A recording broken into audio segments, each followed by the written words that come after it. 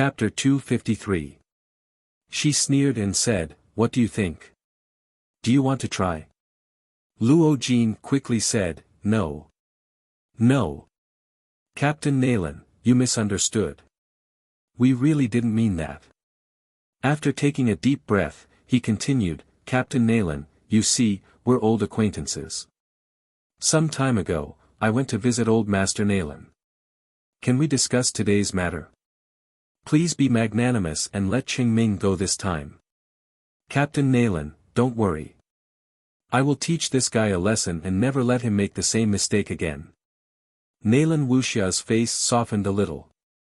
She said, "Mr. Luo, since you've said so, I'm not a heartless person. I can let go of your son's attack on the police. But the kidnapping has to be approved by the parties involved. If they pursue it, I'll have to arrest them." Luo Jin was also an old fox. How could he not see the intention of Naylan Wuxia's words? That was to say, the decision today was in Qin Haodong's hands. As long as Qin Haodong agreed, it could be settled privately. If Qin Haodong didn't agree, Luo Qingming could only go to prison for 8 or 10 years. After figuring this out, he slapped Luo Qingming in the face again and said, "Little bastard, go apologize to Mr. Qin."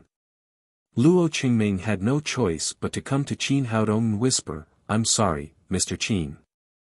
I was wrong this time." Qin Haodong looked at him with a smile and said, "I don't know if you know the law. If you don't, I can explain it to you. Kidnapping is a big crime. You will be sentenced to 7 or 8 years in prison. Plus attacking the police, extortion, and blackmail. Based on your behavior today, even if your family has some power, you will stay in prison for more than 10 years. How can you just say sorry for such a big crime? If saying sorry could be the scapegoat, what would the police do? The police could be laid off." Luo Jin could see that Qin Haodong didn't want to let go of what had happened today easily. He didn't take the Luo family seriously. He had to bow his head under the eaves. He raised his leg and kicked Luo Qingming's butt. "If you want to apologize, you should apologize. Be sincere. Kneel down." Luo Qingming was so aggrieved that he wanted to die. He had tried his best to tie up the kidnapper and then knelt down and apologized to the kidnapper. There was no one else like him. But he also knew that what Qin Haodong said was true. If today's matter couldn't be settled privately, he could only go to jail. "Sorry." Luo Qingming knelt down in front of Qin Haodong, feeling so wrong that he almost cried. He had already cursed 18 generations of Scar's ancestors in his heart. He had asked him to kidnap Qin Haodong, but he turned around and kidnapped the captain of the crime squad. How could he be so stupid? Qin Haodong said, "Get up first. This matter can be discussed." Luo Qingming and Luo Qingming looked relieved. Since Qin Haodong said so, there was still room for negotiation. No matter how much they had to pay, it was much better than letting Luo Qingming go to prison. Qin Haodong went straight to the sofa and sat down. Then he stretched out his legs and said, "I've been in the sack for too long, so my legs are a little numb." Scar had already seen the situation clearly. He knew that he had caused a big trouble today. The only way to make up for it was to win Qin Haodong's forgiveness. He hurried over and said, "Dr. Qin, I'm really sorry. Let me massage your legs." After that, Scar, who had once been all-powerful in the underworld, squatted down and massaged Qin Haodong's legs. Qin Haodong seemed very satisfied. He nodded and said, "My mouth is a little dry. Is there any tea?" "Yes. Tea. I'll pour it for you." Luo Qingming knelt down. Although he didn't care about his reputation, he rushed over and poured a cup of tea for Qin Haodong. Qin Haodong picked up the teacup and took a sip. Then he said, "This is de Hong Pao. It tastes good." Looking at the young man who was drinking tea and massaging his legs, Luo Jin felt bitter in his heart. He thought to himself, "This is not a hostage, but a living ancestor. He stepped forward and said, Mr. Qin, how about we settle today's matter privately? Privately? Qin Haodong took another sip of tea and said slowly, don't you want my formula? Well. Luo Jin said awkwardly, Mr. Qin, this is all a misunderstanding. But if you are willing to sell it, I'm willing to pay 2 billion yuan for it. Qin Haodong said, 2 billion yuan is a normal price. If you had offered this price earlier, I might have thought about it, but your son only offered 1 million yuan. Now I have signed a cooperation agreement with Lin's group, so I can't sell it even if I want to. Luo Jin glared at Luo Qingming. He really didn't know what Luo Qingming was thinking. He should have negotiated with him himself. Now he didn't buy the formula, and he was covered in *T. Let bygones be bygones. Don't worry about it, Mr. Luo. Qin Haodong said, we can settle today's matter privately, but you have to promise me one thing. Luo Jin said quickly, Mr. Qin, please tell me what you want. As long as I can do it, I will satisfy you. Qin Haodong didn't rush to say what he wanted.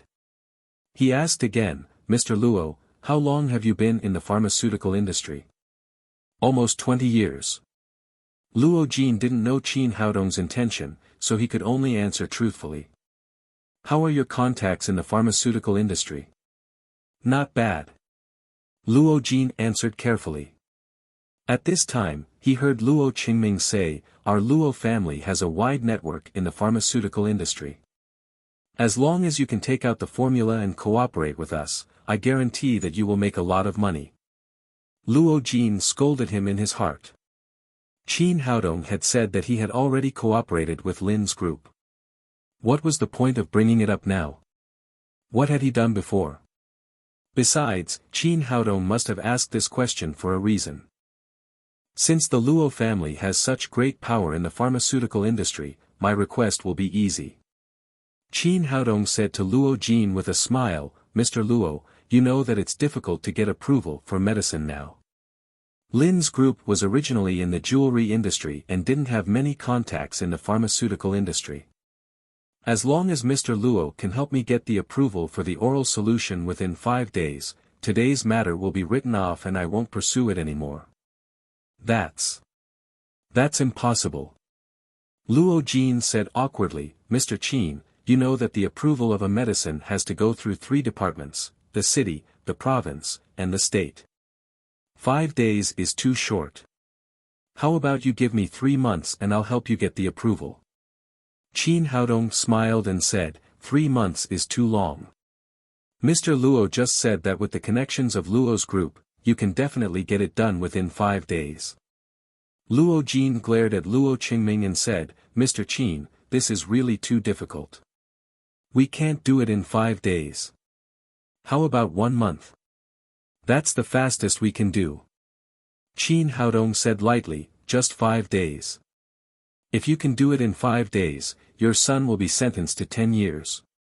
If you can't, I'll find someone else to do it. Your son can only stay in prison for a while. Well. Luo Jin's face turned purple. He had been in the pharmaceutical industry for so many years that he knew every step very well. Even if he could get the approval within 5 days, he would have to pay a great price. But now the situation was right in front of him. If he didn't agree, his son would go to prison. He would probably be disabled after 10 years. How could he take over Luo's group then? If someone else handled this case, Luo's group would be able to do something with its financial resources. But now it was Nalan Wuxia. With the strength of the Nalan family, there was no loophole for him to take advantage of. Seeing that Luo Jin didn't speak for a long time, Qin Haodong smiled and said, Mr. Luo, forget it. He turned back to Nalan Wuxia and said, since there's no other way, let's call someone to arrest him. Okay, I'll call someone right now. Nalan Wuxia took out her cell phone and was about to call the officer on duty of the crime squad. Luo Qingming couldn't hold it anymore. He grabbed Luo Jin's arm and cried, Dad, you must save me. I don't want to go to prison. Luo Jin also realized that this was the best solution. He said to Nalan Wuxia, Captain Nalan, I agree.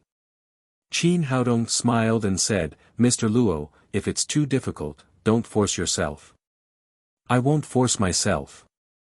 Luo Jin gritted his teeth and said, I'll get the approval of the blood revival oral liquid within 5 days. Qin Haodong said, in this case, let's sign an agreement first. If you can't do it in 5 days, we'll have to do business. This was Luo Jin's study, so there was no shortage of paper and pen. Qin Haodong took the pen and paper and wrote an agreement. Mr. Luo, please sign it. Qin Haodong said as he handed 2 copies of the agreement to Luo Jin. Luo Jin took it and read it. It was not an agreement at all. It was Luo Qingming's confession. It clearly stated how he had kidnapped Qin Haodong and Nalan Wuxia and tried to extort the formula of the blood revival oral liquid. As long as he couldn't get the approval of the blood revival oral liquid, Luo Qingming would definitely go to prison. But now, he had no choice but to sign it. He could only bite the bullet and sign his name. Luo Qingming also signed his name below. Qin Haodong found the ink pad and asked them to put their fingerprints on it. Well, it's a pleasure to cooperate with you. Mr. Luo, I'll have the approval materials sent over tomorrow. Then I'll wait for your good news. Qin Haodong put away the agreement and left the Luo's villa happily with Nalan Wuxia's slender waist. After seeing them off, Luo Jin immediately flew into a rage and shouted at Luo Qingming, do you have king brain? How dare you kidnap Nalan Wuxia? Do you want to destroy the Luo family? Luo Qingming said embarrassedly, I only heard that Qin Haodong was with a woman. I didn't know it was the lady of the Nalan family. I wouldn't have done it if I had known. What do you know? I asked you to negotiate, but you used 1 million yuan to buy a formula worth billions of yuan. Do you think everyone is a fool? Now, you're even playing the kidnapping game. Are you kidnapping hostages or something? You're kidnapping a living ancestor. Do you know how difficult it is to get the approval of a medicine within 5 days? How much will our family pay? Although Luo Qingming felt wronged, he knew he was in the wrong, so he didn't say anything. After Luo Jin finished cursing, he took a deep breath and said, tomorrow, I'll personally go through the approval process. You stay at home and don't go out to cause trouble. Especially don't think about getting revenge on that Qin fellow. Right now, our weakness is in their hands. If they move a finger, you'll be sent to prison to eat prison food. Besides, the Nalan family is watching. We can't do anything even if we want to. Luo Qingming was not convinced and said, Father, are we just going to swallow this? A cold light flashed in Luo Jin's eyes and he said in a cold voice, no one can provoke the Luo family without paying the price. But a little impatience will spoil a great plan. Let's get through this first. Chapter 254. Qin Haodong was in a good mood as he walked out of the Lin's villa. He had been worried about the approval of the drug at noon, but Luo Qingming had sent him a big gift in the evening. With the power of Luo's group in the pharmaceutical industry, they would be able to get the approval of the blood revival oral liquid within 5 days. Lin Momo only needed to focus on building the factory. He also knew that the reason why Luo Jin had agreed to his request that day was that Nalan Wuxia was present. He said, thank you for today. Nalan Wuxia said, did you plan this long ago? Did you use me to set up a trap for that idiot Luo Qingming? Qin Haodong said, I don't have that ability. You and Luo Qingming both took the initiative to find me. It was just a coincidence. Anyway, I want to thank you today. Otherwise, it would have been really difficult to get the approval of the blood revival oral liquid. How are you going to thank me? Nalan Wuxia looked at Qin Haodong and asked. Tell me, how do you want me to thank you? As long as you don't sacrifice my beauty. Bah! You're the one who took advantage of me. Nalan Wuxia said, my request is very simple. Just walk back with me. Walk again. We walked all night. Qin Haodong said with a bitter face. He didn't understand why this woman liked to walk so much. Why? You don't want to? Nalan Wuxia said with a serious face. Of course, she didn't like to walk, but she especially liked the feeling of being with Qin Haodong. Yes, I'll do anything you want me to do. Qin Haodong took Nalan Wuxia's little hand and they walked slowly forward under the dim light of the street lamps. Fortunately, Nalan Wuxia's home was not too far from the Luo's villa. The trip ended after an hour. This was a single apartment that Nalan Wuxia rented. Seeing that Qin Haodong continued to follow her into the room, she said, I'm home. You can go back. Qin Haodong said jokingly, you've been walking for so long. Don't you want to invite me to your bed to have a rest? Nalan Wuxia had taken the initiative that night, but now she was embarrassed after being teased by Qin Haodong. That should be the feeling of love. Let's go. I still have things to do. I'll leave once I'm done. Qin Haodong said it seriously, but it had another meaning in Nalan Wuxia's ears. Countless thoughts popped up in her mind in an instant. If he had something to do, what else could he do? Could it be that he wanted to do that kind of thing with her? If he really brought it up, should she agree? Would he be angry if I refused? If she agreed, would she feel that she was being too casual? In a daze, she took out the key and opened the door. Qin Haodong entered the house, took off his shoes, and grabbed Nalan Wuxia's shoulders with both hands. He looked straight at Nalan Wuxia's flawless face, and then he lowered his head and moved closer to her. Nalan Wuxia was very nervous. She was sure that Qin Haodong wanted to get lost with her. She clutched the corner of her clothes tightly, not knowing whether she should agree or refuse. No. Just when her voice was squeezed out of her mouth like a mosquito, Qin Haodong's forehead was pressed against hers. Then she felt a boom, and a lot of things appeared in her mind. Then Qin Haodong stepped back without kissing her or other intimate actions, which made Nalan Wuxia feel lost again. This is my gift to you. It's called Xiantian Sutra, and it's 100 times better than your cultivation method. Originally, this set of cultivation method was selected by Qin Haodong for the little fellow.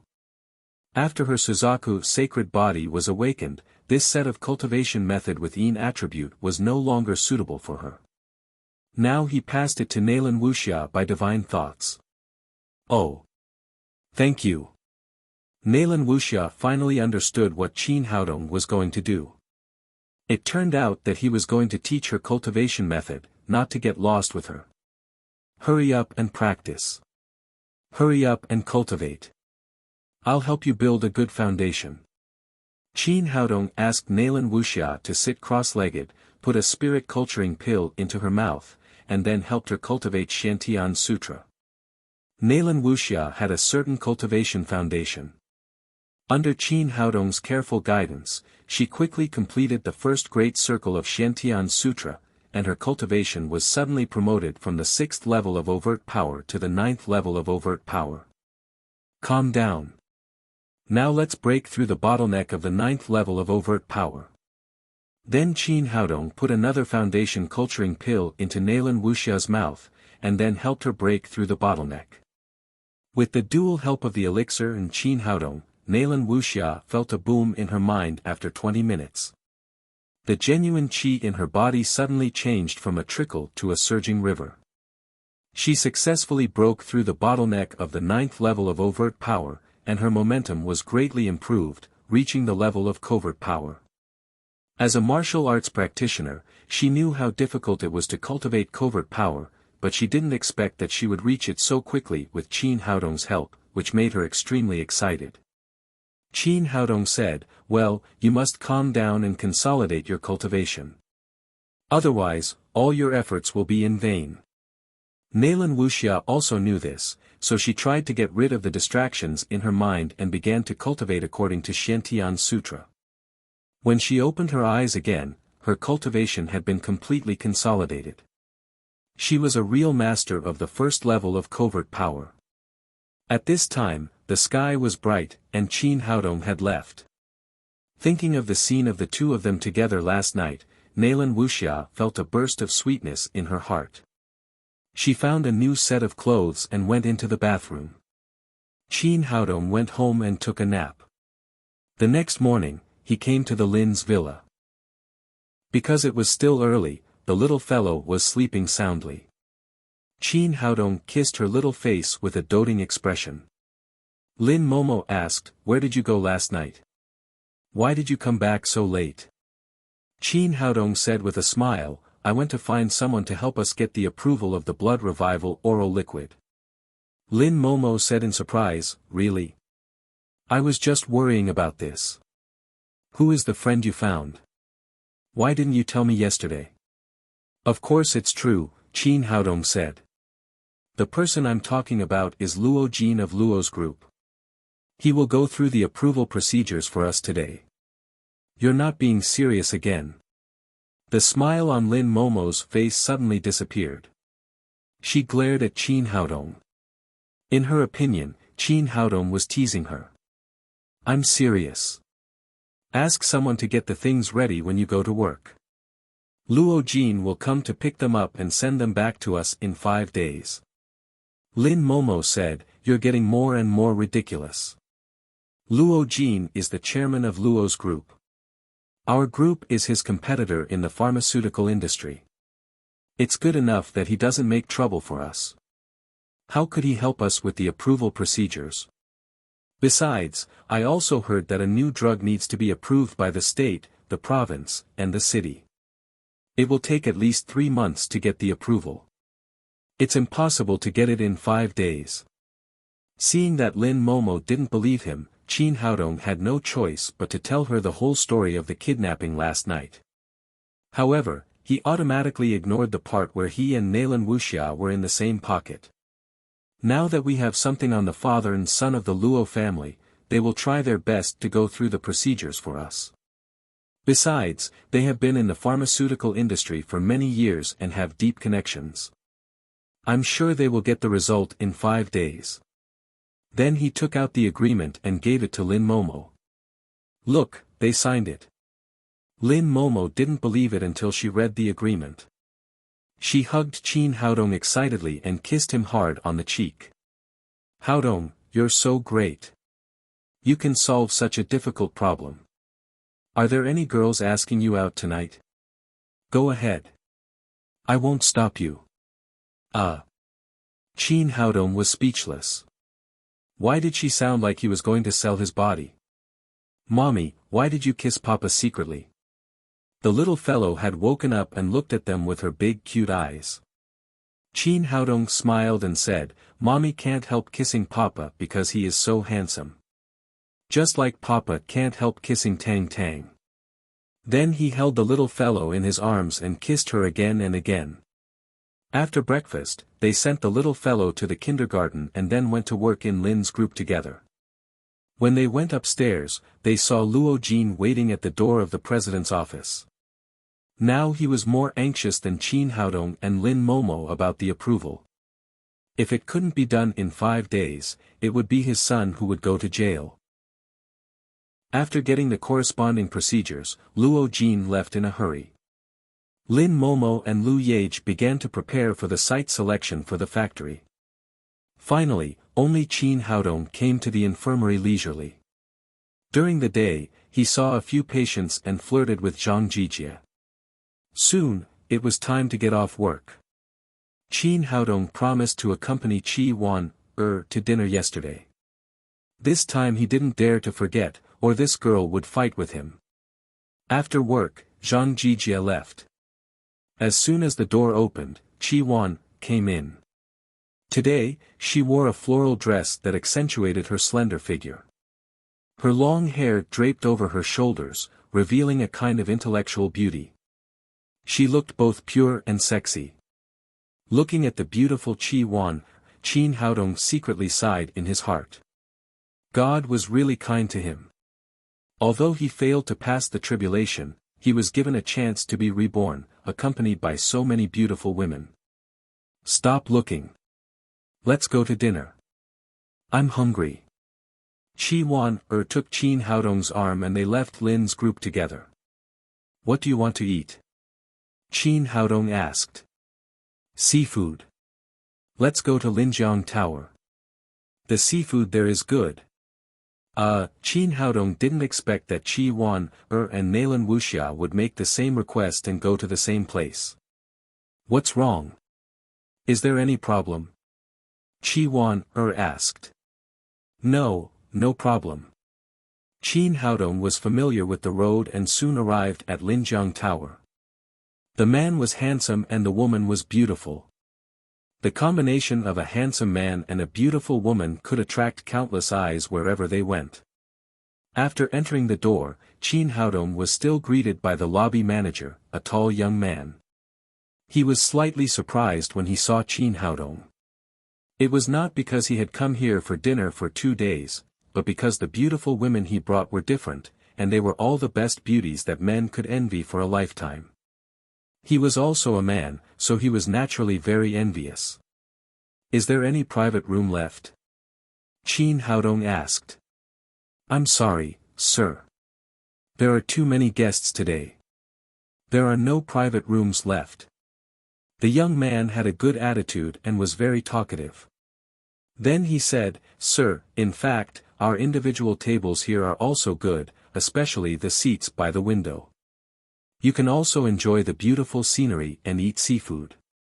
Qin Haodong looked at Chi Wan.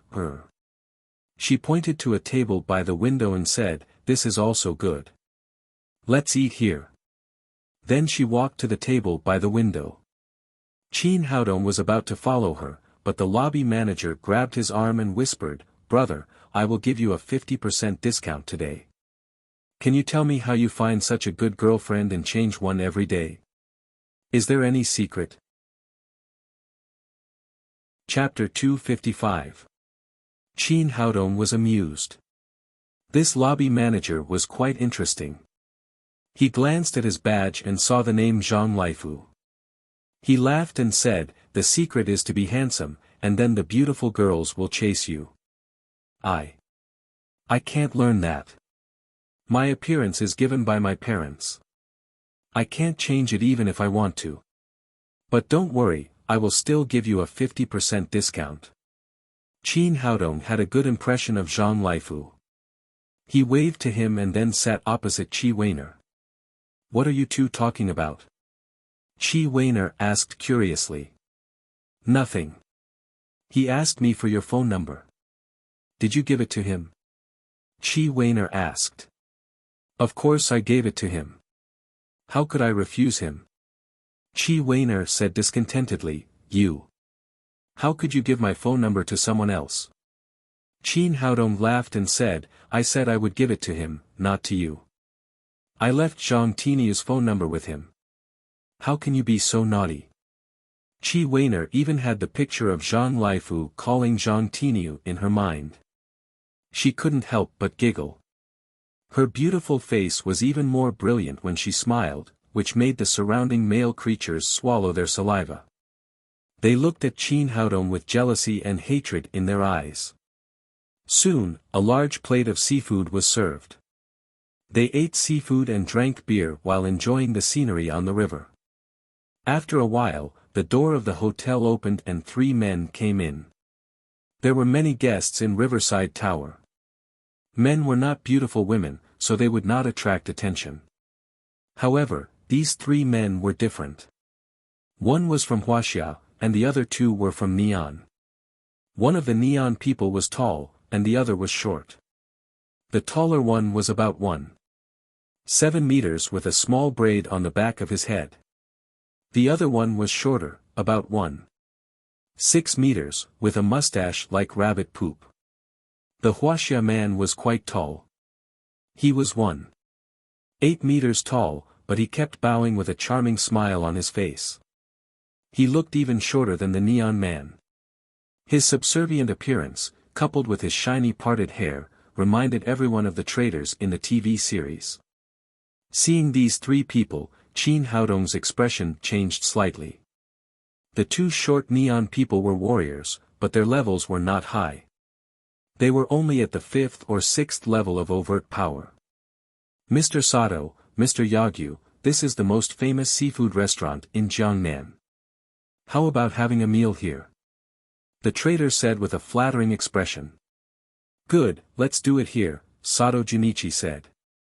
Alright, I'll go ask them for a private room.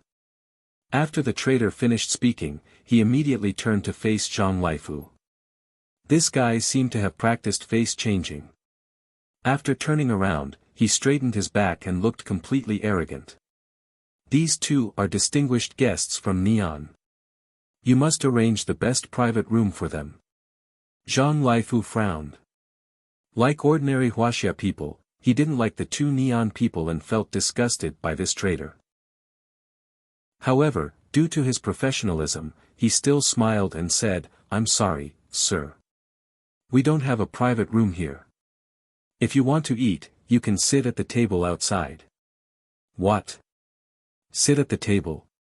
The trader leader immediately felt as if he had been greatly insulted and yelled, Do you know who these two are?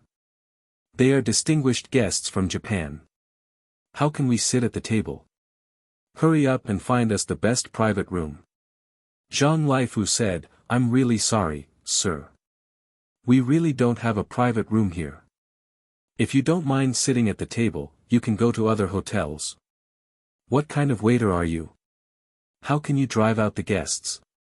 The trader cried, Why don't you just drive out the guests in the private room? Are they two distinguished guests from Japan?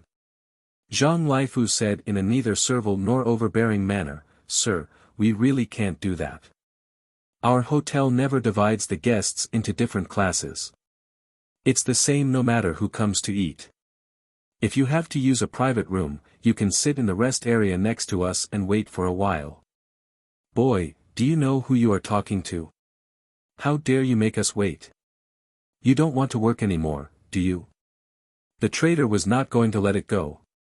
At this time, the Japanese man with the braid said, What the hell is going on?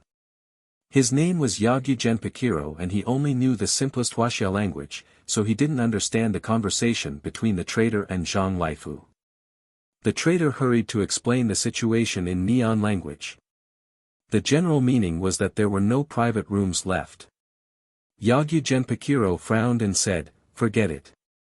Arguing with these lowly Chinas will damage our reputation. Just find a table and sit at any one. Zhang Laifu seemed to understand Yagyu Genpakiro's words. There was a trace of anger on his face, but he finally restrained himself. The trader turned around and said, You're lucky today. The two distinguished Japanese guests won't argue with you. Just arrange a table for us over there. Zhang Laifu didn't say anything. He directly took them to an empty table not far from Qin Haodong and asked them to sit down. After the three of them sat down, the trader immediately began to wipe the chairs, the table, the dishes, the wine, and the tea. He was so busy that he was really a good servant. His trader's face immediately attracted the disdain of the diners around him. Chi Weiner looked at the three of them with disgust and said, It's okay that the Neon people are annoying. But this Wuxia man is annoying. He should have been a good man, but he went to be a dog for others. Qin Haodong shook his head and said helplessly, He's my cousin. It turned out that the trader was Li Donghai, who was kicked out of Lin's group by Qin Haodong. This guy didn't learn anything else in school, but in order to study Neon action movies, he really worked hard on the Neon language and could speak foreign language fluently. This time, he had a suitable opportunity to be Yagyu Genpakiro's interpreter. Li Donghai cherished this opportunity very much. He tried his best to please Yagyu Genpakiro and Sato Junichi. He wanted to go to Neon through them, so he had always been flattering them. Because of this, his attention was always on the two Neon people, so he didn't see Qin Haodong not far away. Chi Weiner said in surprise, He's your cousin. What's going on? Qin Haodong sighed and briefly told her about his relationship with Li Donghai. Chi Weiner listened and said, Grandpa Li, how could such a good man have a grandson like this? Qin Haodong said, Who knows?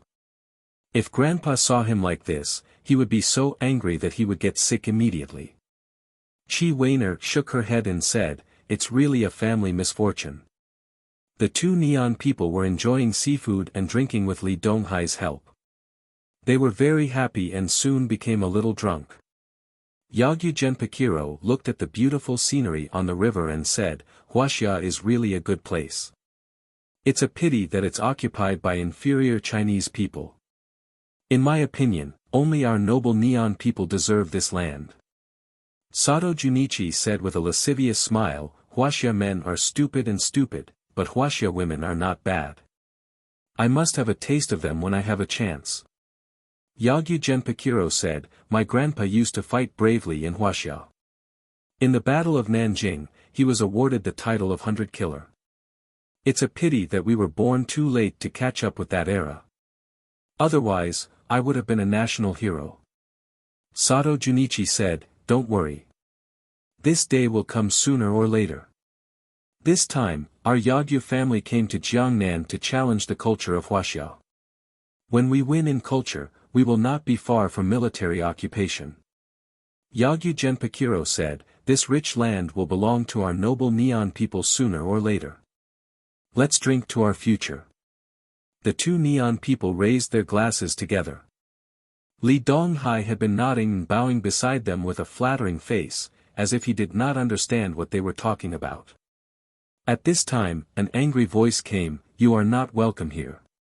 Get out of here." Yagyu Genpakiro looked in the direction of the voice and saw Zhang Lifu standing in front of their table with an angry face. He said something in Huaxia language and then in Neon language. At first, the diners around did not understand what the two Neon people were talking about. But looking at Zhang Lifu's angry face, they knew that they must have said something bad. "Chinaman, do you know Neon language?" Sato Junichi said in surprise. "Cut the crap. Get out of here now. Get out of our hotel and get out of Huaxia." Not only could Zhang Lifu speak Neon language, but he also spoke it very fluently. He was even more fluent than the traitor Li Donghai. "Boy, are you crazy? Do you know who you are talking to?" Li Donghai stood up. He wanted to show off in front of his master, but he was slapped to the ground by the angry Zhang Lifu. "Bastard, you traitor! Don't you have any shame?"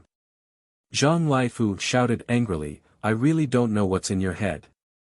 Is it full of shit? These two Neon people insulted Huaxia and called us Chinamen.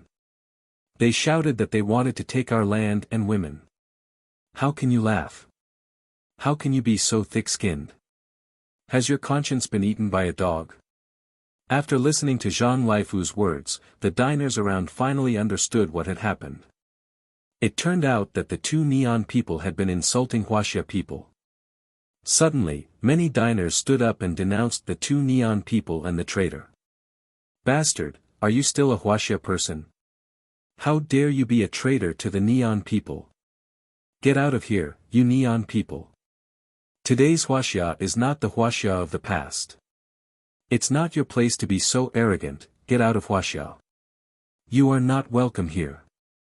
Suddenly, the crowd was agitated. The voices of condemnation and shouting became one. Li Donghai was so scared that his face turned pale. He directly hid under the table and did not dare to show his face. "Enough, don't shout anymore." It was Sato Junichi who spoke. His Huaxia language was much better than Yagyu Genpakiro's. Although it was a little stiff, it was still understandable. "Could it be that what we said was wrong? You Huaxia people are inferior people. You are the sick men of East Asia. If anyone is not convinced, you can stand up and challenge me." After saying that, the guy raised his hand and slapped the table in front of him. With a crash, the solid wood table was smashed into pieces. The soup and water on the table splashed on Li Donghai's face. Seeing that the Neon person was a martial artist, the voices around them became much quieter. Zhang Lifu shouted, "There is an old saying in Huaxia. It is better to be beaten to death than to be scared to death. Neon, let me see how strong you are. After saying that, he raised his fist and punched at Sato Junichi's face. However, Zhang Laifu was only physically strong. He had never practiced martial arts, not even ordinary Sanda or Taekwondo. This punch did not pose any threat to Sato Junichi at all. "Sick man of East Asia, how dare you attack our neon samurai?" Sato Junichi sneered. He raised his hand and grabbed Zhang Laifu's wrist. With a crack, his wrist was broken into two pieces. Chapter 256. Although Zhang Laifu did not know martial arts, he was a tough man. He did not make a sound when his wrist was broken. Then he punched Sato Junichi's jaw with his left hand. "You reckless Chinese man, let's see how long you can hold on." Sato Junichi showed a cruel smile and grabbed Zhang Laifu's left wrist again. He wanted to break both of Zhang Laifu's hands. Another cracking sound rang out, followed by a scream. However, the scream did not come from Zhang Laifu, but from Sato Junichi. At this moment, the bones in his right hand had been broken into two. It was Qin Haodong. He could not stand by and watch the Japanese bully his compatriots on the land of Wuxia. But there were too many onlookers and he was late, so Zhang Laifu's right hand was injured. Naturally, he would not hold back against the Japanese. He gave them a taste of their own medicine and broke Sato Junichi's right hand. Bastard! Sato Junichi did not expect a master to appear out of nowhere. He took a few steps back and stood next to Yagyu Genpakiro.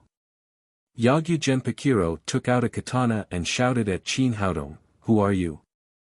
How dare you attack a Japanese samurai?" Qin Haodong looked at him coldly and said, "How dare you call yourself a samurai? As a warrior, you are so cruel to ordinary people. Is this the legendary spirit of the samurai?" Li Donghai got up from the ground. He was as timid as a mouse, but he was different when he saw Qin Haodong. He seemed to know that Qin Haodong would not do anything to him. He immediately stepped forward and shouted, "Qin Haodong, are you crazy? How dare you hit a noble Japanese guest? Kneel down and apologize." Qin Haodong had had enough of his traitor face. He was a disgrace to his grandfather.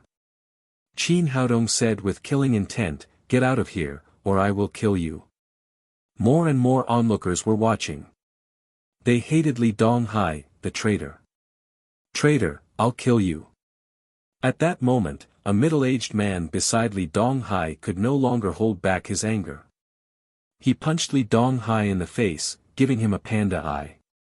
"How dare you hit me?" Li Donghai wanted to fight back, but before he could finish his sentence, a big crab flew over and smacked him in the face. Then, scallops, shrimps, and beer bottles all came flying at him. "Bastard traitor, get out." Li Donghai knew that he would be beaten to death if he stayed any longer. He could no longer care about his two masters and hurriedly ran out of Riverside Tower.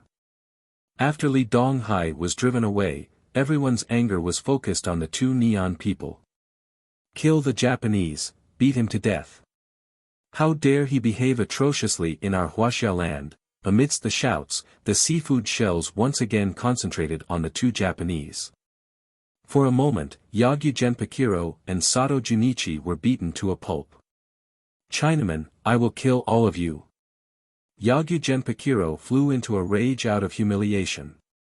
His eyes glowed fiercely as he raised the small katana in his hand. At this moment, a loud shout came from the door, "Stop!" Everyone turned around and saw a neon warrior and a neon woman in a kimono and wooden clogs in the lobby of Riverside Tower. The neon woman bowed to everyone first and apologized in fluent Wuxia language, "I'm sorry, everyone. I apologize." The neon woman's facial features were very delicate and she had a unique beauty of neon women. Plus, she lowered her head and apologized, which eased the atmosphere a lot. After apologizing, the neon woman raised her head and walked quickly to Yagyu Genpakiro and Sato Junichi.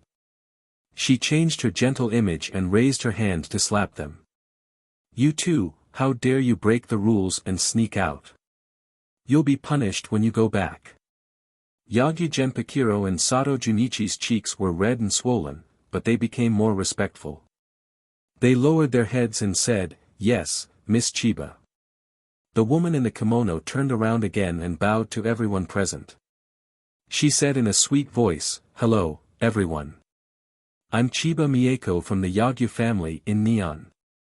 Please allow me to apologize to you for what my two men did today. Don't worry, I'll punish them severely when I go back." While she was doing this, another Neon man had been quietly following her. Although he did not speak, his face was full of arrogance.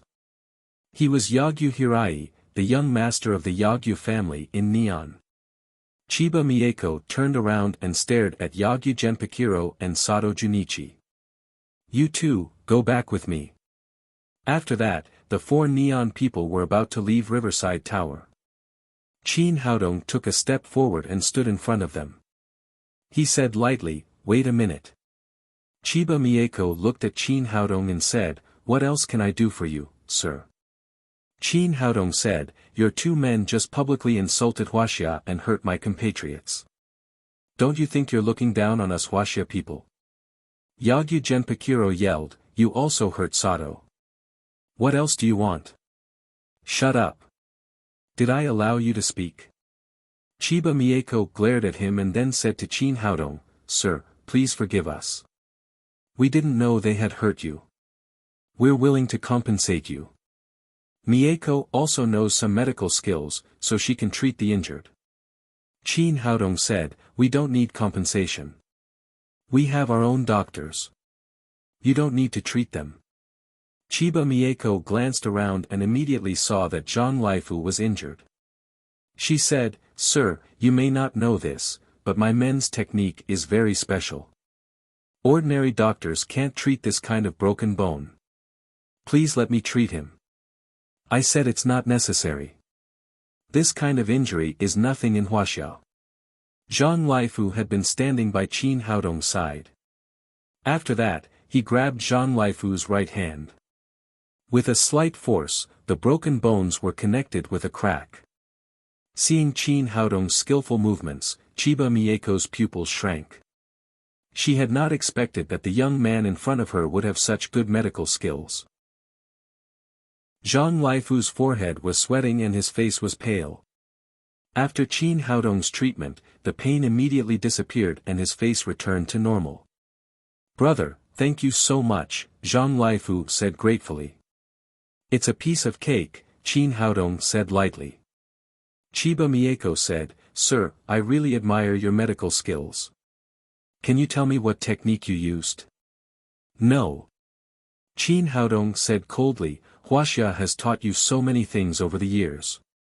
What did you get in return?" Yagyu Hirai cried, "Miss Mieko, this Wuxia man is too rude. Besides, with your medical skills, why do you need to ask a Wuxia man for advice? Let's go."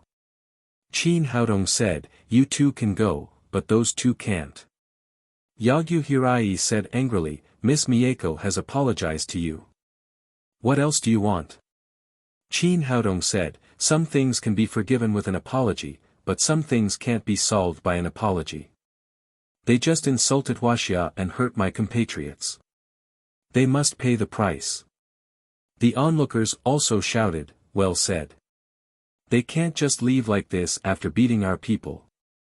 If an apology is useful, why do we need the police? Who would believe a bullshit apology? They just insulted Wuxia. You guys have gone too far." Yagyu Hirai was about to lose his temper, but he was stopped by Chiba Mieko. She turned to Chin Haodong and said, "It's indeed their fault today. What do you want them to do?" Chin Haodong said coldly, "As warriors, they attacked ordinary people without permission. One of their hands will be crippled. As long as they cripple their own hands, they can leave here." Chiba Mieko's expression turned cold as she said, "That's impossible.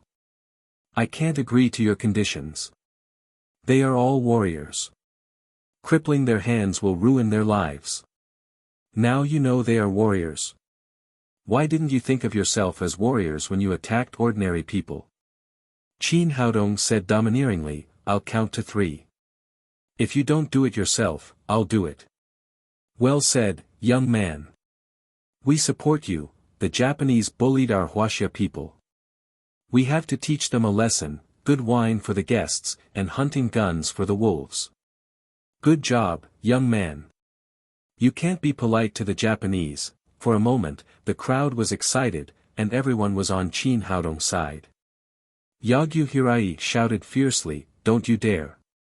No one can offend the dignity of our Japanese warriors. Qin Haodong ignored him and started the countdown. 3, 2, 1. After saying the last word, he flashed and rushed to Sato Junichi and Yagyu Genpakiro. His speed was so fast that before Yagyu Genpakiro could react, his arms were twisted and broken. Wuxia man, you're courting death.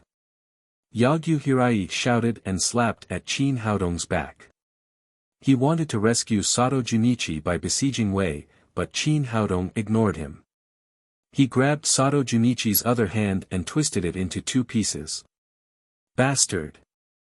Yagyu Hirai roared and attacked fiercely. This guy's attack was full of momentum. Obviously, he had entered the threshold of the covert power warrior.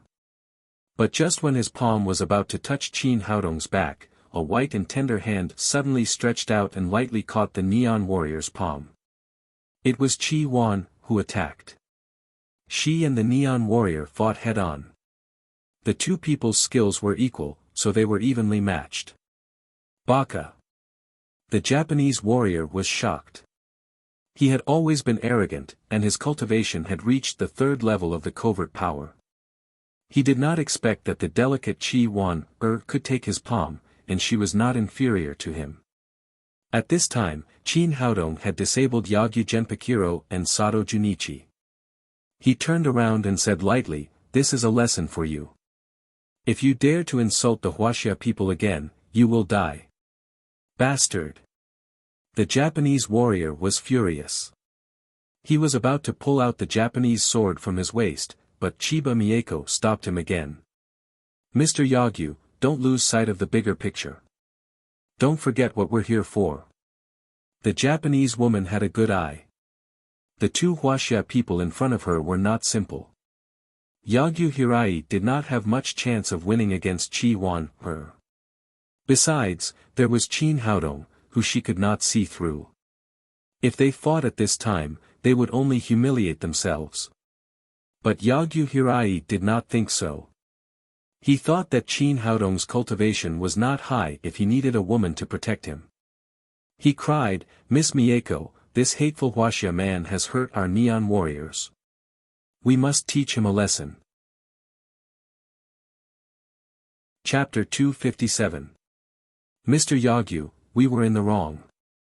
These injuries are nothing. I'll cure them. Chiba Mieko turned to Qin Haodong and said, Sir, what's your name? Qin Haodong. Chiba Mieko nodded and said, Mr. Qin, I also know some Wuxia medical skills. If you can cure your friends, I can also cure my subordinates. Her words seemed polite, but they were full of provocation. Really? Qin Haodong sneered and said, You neon people have only learned a little bit of traditional Chinese medicine from Wuxia. It's impossible to cure them. Mr. Qin, I don't agree with you. Although my medical skills are from Wuxia, the student is better than the master. Besides, traditional Chinese medicine in Wuxia is in decline now. You Wuxia people are guarding the treasures left by your ancestors, but you like to learn things from Westerners. I really don't understand. To put it bluntly, it's impossible to find the essence of traditional Chinese medicine in Wuxia now. You can only come to Neon. If you have time, you can also come to learn from us. Arrogant, self-righteous, the onlookers had a good impression of the seemingly polite Neon woman at first. However, when they heard her words, they immediately lost their good impression and began to denounce her. Qin Haodong said lightly, You think too much. Although traditional Chinese medicine is in decline now, it's not something you peeping scholars can imagine. Chiba Mieko smiled slightly and seemed to not care about the words of the people around her. She said with great conceit, to tell you the truth, I'm a member of the cultural exchange group from Neon to Wuxia. From tomorrow on, we will challenge Wuxia's medical skills. If Mr. Qin is interested, you can go and have a look. Then you will know what real traditional Chinese medicine is like. Qin Haodong's expression changed. No wonder so many Neon people had suddenly appeared. It turned out that they were members of the cultural exchange group. It seemed that this time, the Neon people had a big plan. There were many directions to challenge, including traditional Chinese medicine. He had promised Guofeng to participate in this cultural exchange, so he would probably see this Neon woman again. He said, okay, I'll definitely go. I'll show you what real Wuxia traditional Chinese medicine is. Chiba Mieko smiled confidently and said nothing. She walked toward Sato Junichi in her wooden clogs. She was going to prove her medical skills to this Wuxia man with practical actions. Miss Mieko, thank you for your hard work. Sato Junichi lowered his head and said while enduring the pain. Chiba Mieko grabbed his broken wrist and pressed it. Then she pulled and pushed it. With a crack, Sato Junichi screamed like a pig being slaughtered. His wrist was still broken in two, and it was not connected. Seeing everything in front of her, the people around her burst into laughter. It was obvious that the Japanese woman wanted to learn Qin Haodong's bone-setting technique and connect the broken bones as quickly as possible. Obviously, she failed.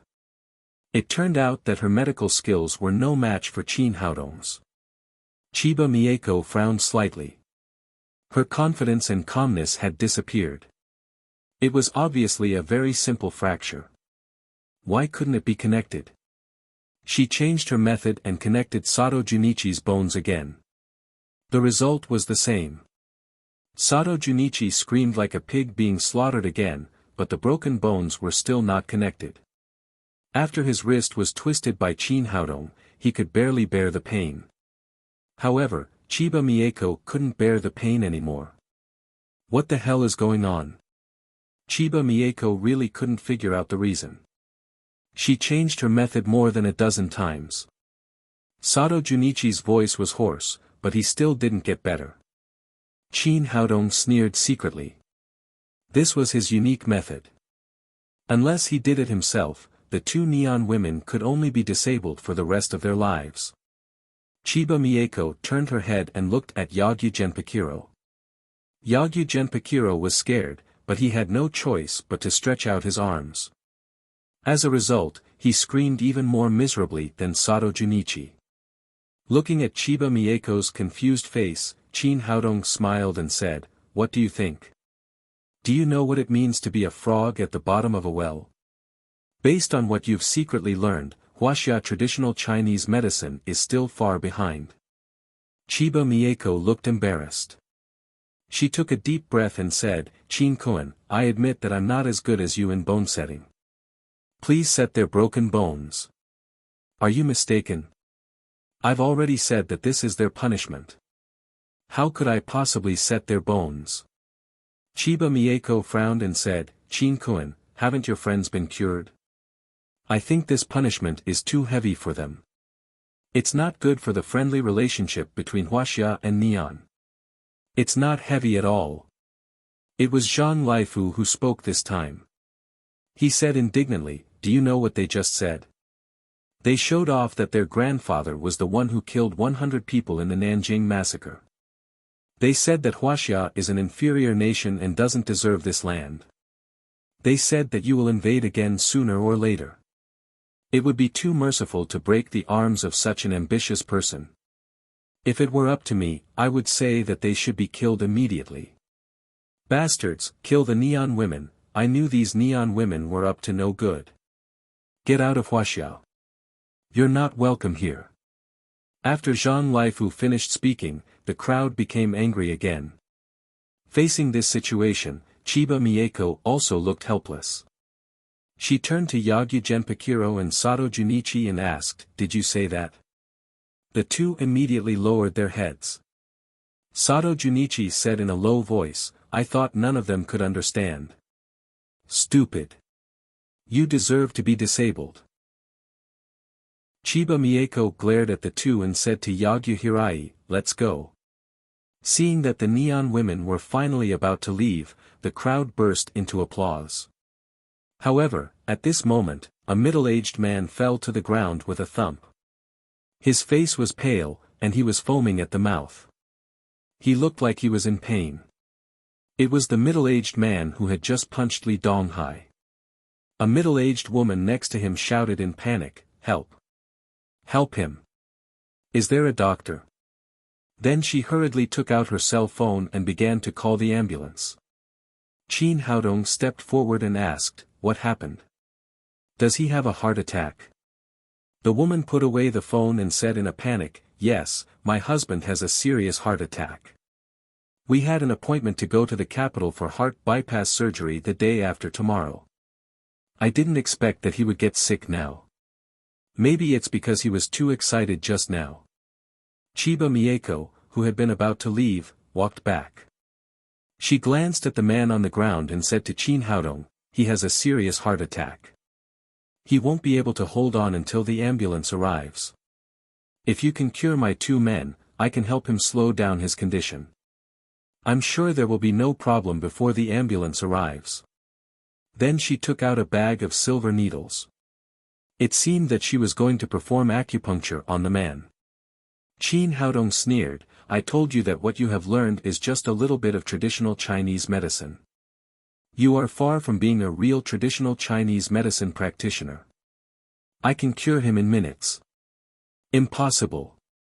That's impossible.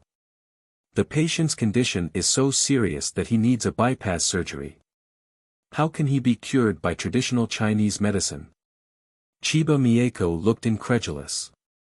It's impossible in your eyes, but it's not difficult for me.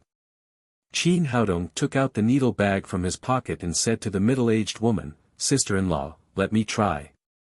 The middle-aged woman had just seen Qin Haodong's magical medical skills in setting Zhang Laifu's bones. She nodded and said, brother, please cure my husband. Don't worry. I promise he will be alive and kicking in a few minutes. Qin Haodong had a good impression of this middle-aged man with great integrity. First, he took out a physique-improving pill and fed it to the man. Then, he began to treat the disease with acupuncture. First, he took out a silver needle and pierced it into the middle-aged man's Shinshu acupoint.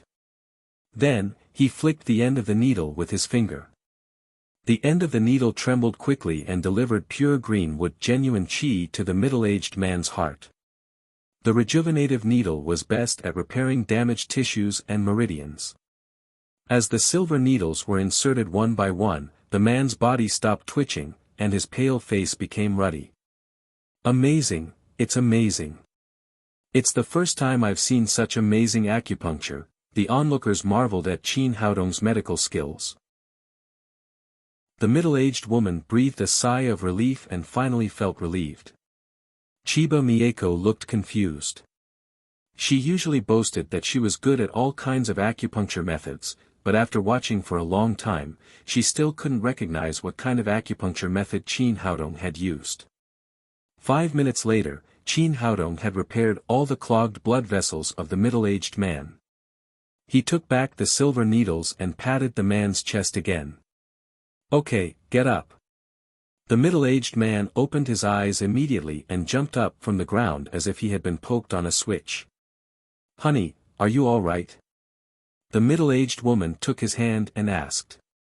The middle-aged man waved his fists and shouted excitedly, honey, I feel so good. I can kill a cow now. Not only had he recovered from his heart disease, but he had also taken a physique-improving pill. Naturally, he felt better. The middle-aged woman said, honey, you must thank Dr. Qin. He saved your life. The middle-aged man turned around and said gratefully to Qin Haodong, thank you, little brother. You're welcome. Qin Haodong said, brother, your heart disease has been completely cured. You don't have to go to the capital for heart bypass surgery. If you don't believe me, you can go to the hospital to do an ultrasound first. The middle-aged man said, I believe you. I believe you, brother. I can feel it myself. I'm in good health now. Seeing that Qin Haodong had really cured a heart disease in a few minutes, Chiba Mieko opened her mouth in surprise. This was beyond her knowledge of medicine. If she had been the one to treat the patient, she would never have been able to achieve such an effect. Qin Kuan, can you tell me how you did it? What kind of acupuncture method did you use just now? What medicine did you give this gentleman? Qin Haodong said, the pill is called the physique-improving pill. It doesn't have much direct effect on curing heart disease, but it can strengthen a person's body. As for the acupuncture method I used just now, it is the rejuvenating acupuncture of traditional Chinese medicine. This acupuncture method can repair damaged tissues. In other words, you replaced heart bypass surgery with acupuncture? Chiba Mieko asked excitedly. You can say that. Oh my God, this kind of acupuncture method is amazing. Can I learn from you? Qin Haodong said, do you really want to learn? Yes, I do. Chiba Mieko nodded desperately. Qin Haodong said jokingly, I won't teach you even if you want to learn. Chiba Mieko said eagerly, why? Is it because I'm from Neon? Don't you know that medical skills have no national boundaries? Chapter 258. Don't pressure me with those principles. It doesn't work on me. Qin Haodong said, why should I teach you? There's no reason. Do you want to brag that the essence of traditional Chinese medicine is in Neon after you learn it? You've stolen too many things from Wuxia over the years, but you're not grateful at all. You just bite the hand that feeds you. A trace of shame flashed across Chiba Mieko's face. She suddenly felt her cheeks burning. She was the core representative of the Neon cultural delegation to challenge traditional Chinese medicine. That was why she had just confidently shouted that the essence of traditional Chinese medicine was in Neon. She hadn't expected to be slapped in the face in an instant. Not only was her medical skill inferior to Qin Haodong's, but she also didn't even know the acupuncture method. She had been slapped in the face. Let's go. She was too ashamed to stay there any longer. She turned around and hurried out of Riverside Tower. Yagyu Hirai glared at Qin Haodong and followed her with the two Neon people with their arms hanging down. After they went out, they got into a very large limousine. Chiba Mieko said to a person who looked like a secretary in the car, find out about a man named Qin Haodong immediately. Find out where he came from. Seeing Chiba Mieko's serious expression, Yagyu Hirai comforted her, Miss Mieko, you don't have to worry too much. He's just good at bone setting and acupuncture. Traditional Chinese medicine is broad and profound. His overall attainments are definitely not as good as yours. Chiba Mieko breathed a sigh of relief and said, I hope so.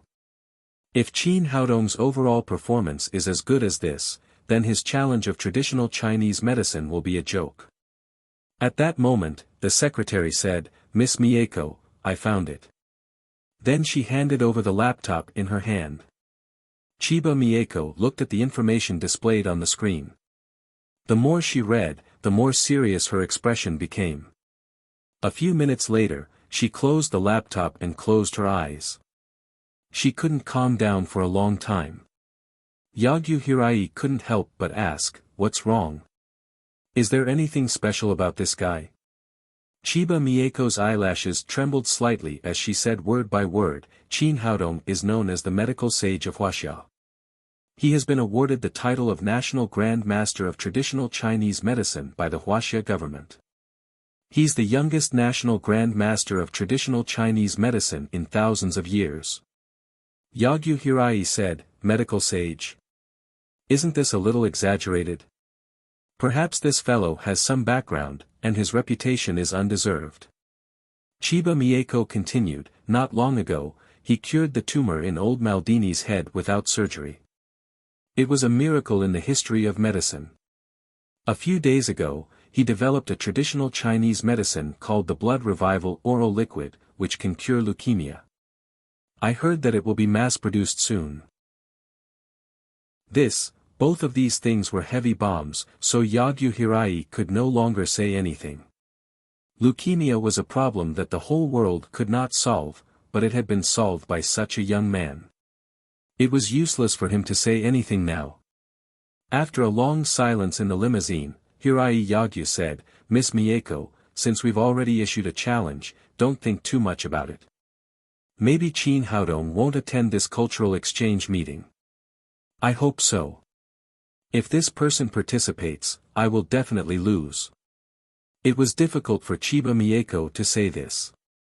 She had learned medical skills from her teacher since she was a child. She was a famous genius girl of traditional Chinese medicine in Neon and enjoyed a high reputation. That was why she had taken on the responsibility of challenging traditional Chinese medicine in Celestial Empire. She hadn't expected that she would be overwhelmed before the competition began. She had always been proud and could not accept this. Yagyu Hirai did not speak. As the young master of the Yagyu family, he was the head of the cultural exchange delegation. He would challenge Celestial Empire in 5 aspects: traditional Chinese medicine, Celestial Empire zither, calligraphy and painting, tea ceremony, and antique appraisal. Even if Chiba Mieko failed, it would not have much impact. At the Riverside Tower, Qin Haodong was treated like a hero. The diners in the lobby surrounded him and Qi Wan like stars around the moon, expressing their inner worship. Under such circumstances, they could not stay any longer, so they left the Riverside Tower directly. After getting in the car, Qin Haodong drove Qi Wan home, while Qi Wan was fiddling with the computer. "Did you find out? What's Chiba Mieko's background?" Qin Haodong asked. "Yes. She is from the Chiba family in Neon. She has studied traditional Chinese medicine with Chiba Fenghua since she was a child. She is known as the genius girl of Neon." Qin Haodong asked, "Who is Chiba Fenghua? Where did he learn traditional Chinese medicine?" Qi Wan said, "Chiba Fenghua participated in the invasion of Celestial Empire in the last century. After he was injured, he was treated at the home of an old Chinese medicine practitioner. Before he was cured, Neon announced its defeat and surrendered. Chiba Fenghua did not return to the army. He followed the old Chinese medicine practitioner as an apprentice. After studying for 10 years, he returned to Neon and brought traditional Chinese medicine back with him." Qin Haodong frowned and said, "These Neon people really have no conscience. They have been helped by Celestial Empire and learned traditional Chinese medicine. Not only do they not want to repay us, but they also come back to provoke us." Qi Wan said, "Neon people have always been like this. At first, they lived like savages on that small island. Later, they learned weaving, iron making, farming and other skills in Celestial Empire. When they finished learning, the first thing they did was to start a war." Qin Haodong said, "Check again. What is the purpose of this cultural exchange held by the Neon people?" Qi Wan's fingers were jumping on the computer keyboard. After a while, she said, "The general situation is like this. This cultural exchange is a folk activity. The initiator of the Neon people is the Yagyu family. Their purpose is to attack Celestial Empire from a spiritual level. This is the usual trick of the Neon people. Before the last war, they sent a large number of warriors to challenge the martial arts of Celestial Empire. The purpose is to attack the confidence of the Celestial Empire people. It seems that these Neon people are still not giving up." Qin Haodong said with a sneer, "Since they are here, let them see how big the gap between them and Celestial Empire is." After driving Qi Wan back to Daddy Security Company, Qin Haodong drove back, thinking about the exchange while driving. It was almost midnight, and there were fewer and fewer people on the street. He drove very fast. Suddenly, he faintly heard a cry for help. He looked up and saw that on the side of the road 400 or 500 meters away, two punks were dragging a young woman to the nearby bushes. The woman struggled desperately, but how could a weak woman be a match for two strong men? Soon, her mouth was blocked by one of the punks, and she could only make a whining sound. Qin Haodong's face was cold, and his whole body was full of killing intent. He had already seen that the woman being torn by the punks was his sister, Wang Rubing. He suddenly stepped on the ground, and the Lamborghini Centenario, like an arrow leaving the bow, rushed to the scene of the accident, and stopped with a harsh braking sound. Seeing Qin Haodong jump out of the car, a punk with a hairstyle took out a spring knife from his waist and shouted fiercely, "Boy, do you want to die? Get out of here if you want to die. Don't hinder me from having fun. Get out of here if you want to die. Don't hinder me from having fun." As soon as he finished speaking, before he could see what was going on, Qin Haodong had already come to his side, and then there was a sharp pain between his legs. There was a sharp pain, and amidst the sound of an egg breaking, the punk was directly sent flying. The other punk, who was controlling Wang Rubing, was shocked. He originally wanted to pull out the knife from his waist and take Wang Rubing as a hostage, but as soon as his hand touched the handle of the knife, his whole body flew out, and 4 or 5 ribs were broken in the sound of cracking. The two immediately realized that they had met a tough character. Regardless of the pain, they got up from the ground and fled. Qin Haodong did not chase them again. He had just used his hidden strength to cut off the heart meridians of the two people, and it would take a few days for them to die of a heart attack. He turned back to Wang Rubing and said with concern, "Sister, how are you? Are you okay?" Wang Rubing's hair was messy, and her silk skirt had been torn by the two punks, and a large area of her snow-white skin was exposed. She threw herself into Qin Haodong's arms and burst into tears. As a girl who had just graduated, she had been completely scared just now. She thought that her life was over. Fortunately, Qin Haodong appeared in time. Qin Haodong patted her on the back and comforted her, "Sister, don't cry. I've cleaned up those two bastards for you." Wang Rubing just kept crying, and her tears wetted Qin Haodong's chest. She didn't raise her head until she had cried enough. Qin Haodong said, "Sister, your clothes are torn. I'll take you to buy one." "No, I've brought it." Wang Rubing wiped her tears and found a suitcase from the nearby bushes, which had just been thrown in by the punks. She opened the suitcase, took out a long skirt from it, and changed her clothes in the bushes. After coming out with the suitcase again, Qin Haodong asked in surprise, "Sister, why are you carrying the suitcase in the middle of the night? Do you want to go home on vacation?" Wang Rubing said, "No. No. I just came out of the hotel." "Hotel? What are you doing in the hotel? Don't tell me you went on a date." Qin Haodong became more and more confused. It was not far from Wang Rubing's home. Why did she leave her home and go to the hotel? What the hell? Have you ever seen a date with a suitcase? Wang Rubing's mood had been much better, and she slowly returned to her usual style of doing things. "Then what are you doing? Renovating your home?" "No, the house has just been renovated. It's very good. There's someone at my home.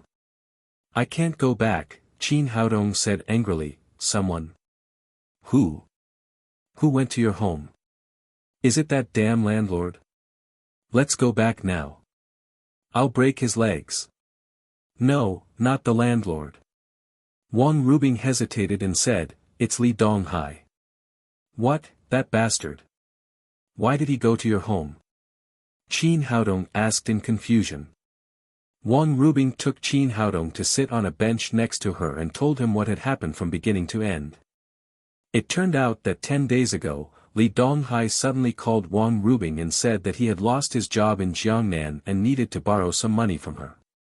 Anyway, Li Donghai was Wang Rubing's cousin. Wang Rubing not only invited him to dinner, but also gave him 2,000 yuan of the only 3,000 yuan she had. Unexpectedly, the story of Mr. Donghua and the wolf happened again. Li Donghai heard that Wang Rubing had her own house while chatting, so he first said that he would go to her home to have a look.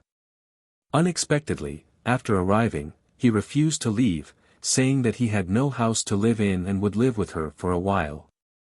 Wang Rubing said, "The house has 1 bedroom and 1 living room. I could have lived on the sofa, but I always felt that the way he looked at me was not right. I didn't feel safe with him, so I had to find a hotel. I thought he would leave after staying for a few days, but who knew that after 10 days, this guy didn't seem to have any intention of leaving. My money was quickly used up after eating and staying outside, and I didn't dare to call my mother for money. I was just chased out of the hotel, and then I met those 2 hooligans." Qin Haodong was furious when he heard that. It was really a good person being bullied. Wasn't it like a dove occupying a magpie's nest? Chapter 259. Let's go. I'll send you back now and get rid of that bastard. Qin Haodong was so angry that his lungs were about to explode. Wang Rubing was in danger tonight because Li Donghai had occupied the house. If he hadn't happened to be there, this bastard wouldn't be able to make up for the harm he had done to Wang Rubing even if he died 10,000 times. It's already midnight. It's not a good time to go back now. Why don't we go tomorrow? Wang Rubing said with some hesitation. Why? You have to get rid of him now. That's your house. In fact, it was not a big deal to take Wang Rubing back to his house for a night. The point was that Qin Haodong couldn't vent his anger. All right then. Wang Rubing took her suitcase and got into Qin Haodong's car. They rushed to her house together. When they arrived home, Wang Rubing opened the door with the key. As soon as she entered the house, a strange smell came. She turned on the light and saw that the living room was full of all kinds of garbage. There were fast food boxes, cigarette butts, drink bottles, and all kinds of food residue. It was just like a garbage dump. She was a very clean girl. The house had been cleaned since she moved in. She didn't expect that it would be ruined by Li Donghai in just a dozen days. This bastard. Seeing the scene in front of her, Wang Rubing was also angry.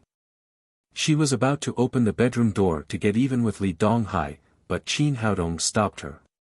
His 6 senses were sharp. At this time, he had already heard strange sounds coming from the bedroom. It was obvious that someone was doing sports that were not suitable for children. Li Donghai had brought a dubious woman here. You wait for me here. Qin Haodong said as he walked to the bedroom. After pushing the door open, he directly pulled the quilt over the 2 people who were busy on the bed. Then, he punched and kicked them crazily to vent his anger. Although he did not use his inner strength, the 2 people on the bed were crying for their parents and howling in pain. Li Donghai cried, "Brother, I was wrong. Please let me go." The woman cried and cried, "Honey, forgive me. I won't dare to do it again." It turned out that Li Donghai had found a married woman to have an affair here. Qin Haodong vented enough and said, "You 2 put on your clothes and get out of here." After that, he returned to the living room. At this time, although Wang Rubing did not enter the room, she knew what had happened. She was so angry that she trembled. She did not expect that Li Donghai would do such a dirty thing in her home. A few minutes later, Li Donghai and a woman came out of the house. Both of them were beaten black and blue. If Wang Rubing hadn't known that it was Li Donghai who lived here, she wouldn't have been able to recognize who he was.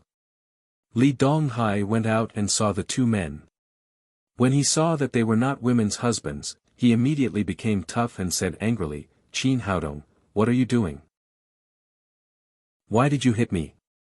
Qin Haodong said coldly, "This is the house I bought for my sister.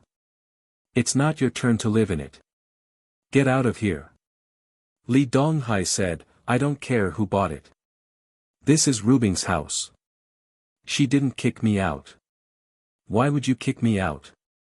Wang Rubing said angrily, "Li Donghai, you're too shameless. Look at what you've done to my house. You're not welcome here. Get out of here with this rotten woman. Little b asterisk tch, who are you calling a rotten woman? The woman was so scared that she almost peed her pants. She was so angry that she vented all her anger on Wang Rubing. She even rushed at her with her teeth and claws. But before she could touch Wang Rubing, Qin Haodong kicked her in the lower abdomen. She flew out and hit the wall behind her. If you dare touch my sister, I'll kill you now. Qin Haodong was so angry that he had met two shameless people. They occupied the house and even wanted to beat the owner. If it weren't for his grandparents, he would have killed them. The woman fell to the ground and hurt like a shrimp. She struggled to get up, grabbed Li Donghai's arm and cried, "Honey, he hit me. Take revenge for me." Li Donghai knew that Qin Haodong couldn't do anything to him for the sake of his grandparents, so he had always been fearless. But he didn't have the guts to hit Qin Haodong. He cried out fiercely, "Qin Haodong, why did you hit me?" Qin Haodong said coldly, "I'll give you 2 minutes to get out of here, or I'll throw you two down the stairs." Li Donghai said to Wang Rubing, "Sister, it's so late today. Let us stay here for one more night. I'll definitely move out tomorrow." Qin Haodong knew that he couldn't give such a wicked person a chance. He refused immediately, "No. Only 2 minutes. Get out of here." Li Donghai said unhappily, "Rubing and I are cousins. We're related by blood. What does it have to do with you?" Qin Haodong said coldly, "You have 1 minute." Li Donghai knew that he couldn't make it today. He took the woman's hand and began to pack up. Before they went out, he said provocatively, "Can you stay here all the time? I'll come back after you leave." This reminded Qin Haodong that if he didn't take some measures, this guy would definitely come to bother Wang Rubing tomorrow. Qin Haodong reached out his right hand and drew in the air a few times. Then he pointed at Li Donghai and a yellow light went into his mud-pill palace. Li Donghai was shocked and said in horror, "What did you do to me?" Qin Haodong said, "Remember not to come within 100 meters of this place in the future, or you'll suffer." "You're bluffing. Who are you trying to scare?" Li Donghai's head suddenly hurt as soon as he finished speaking. The pain was so terrible that it felt like it was going to explode. Qin Haodong sneered and said, "How do you feel? Does it feel good?" When he was traveling around in the cultivation world, he once lived in a temple for half a month. The abbot of the temple was called Master Yuanzhen. He was a very interesting senior monk. At that time, there were often wild dogs around the temple and they bit the pilgrims in the temple from time to time. Although Master Yuanzhen's cultivation was very high, he was not allowed to kill. Later, he came up with a way to develop a talisman called the dog-repelling charm. When this talisman was used on the wild dogs, they would have a splitting headache once they were within 100 meters of the place where the talisman was used. It was very effective. Moreover, the level of this talisman was very low. As long as one reached the foundation realm, he could draw talismans in the air. It was also convenient to use. At that time, Qin Haodong felt that this method was very interesting, so he learned it. Today, it came in handy. He put a talisman on each of Li Donghai and the woman. Li Donghai didn't even have the strength to speak now. He took the woman and ran away in a panic. When they were 100 meters away, he found that his head was magically fine. He took a deep breath and tried to take 2 steps back. Once he was within 100 meters, his head immediately exploded with a splitting pain. This time, Li Donghai completely gave up the idea of coming back. He turned back and scolded, "Qin Haodong, wait for me. I'll make you pay sooner or later." After driving the 2 people away, Qin Haodong said with a smile, "That's great. He won't come back even if I give him money." "How did you do that?" Wang Rubing asked in surprise. "It's just a little trick. Don't worry about him." Qin Haodong and Wang Rubing cleaned up the room together. Then, they threw a bank card with more than 1 million yuan in it and left. The next morning, he went to the Jiangnan Cultural Exchange Center. Guofeng had called him every day these days, so he couldn't forget it even if he wanted to. There were so many people attending the cultural exchange that the parking lot was full. Qin Haodong walked around and finally saw a car leaving the parking space. He quickly parked his car. However, as soon as he got out of the car, a Mercedes-Benz MPV drove over. A young man who looked like an assistant jumped out of the car and said to Qin Haodong arrogantly, "Drive your car away and give up the parking space." Qin Haodong glanced at him and asked, "Why?" The assistant said, "This parking space is reserved for President Lang. Now that President Lang is here, you must give it up immediately." Qin Haodong said, "Do you think I'm uneducated? Why is there no sign of the reserved parking space?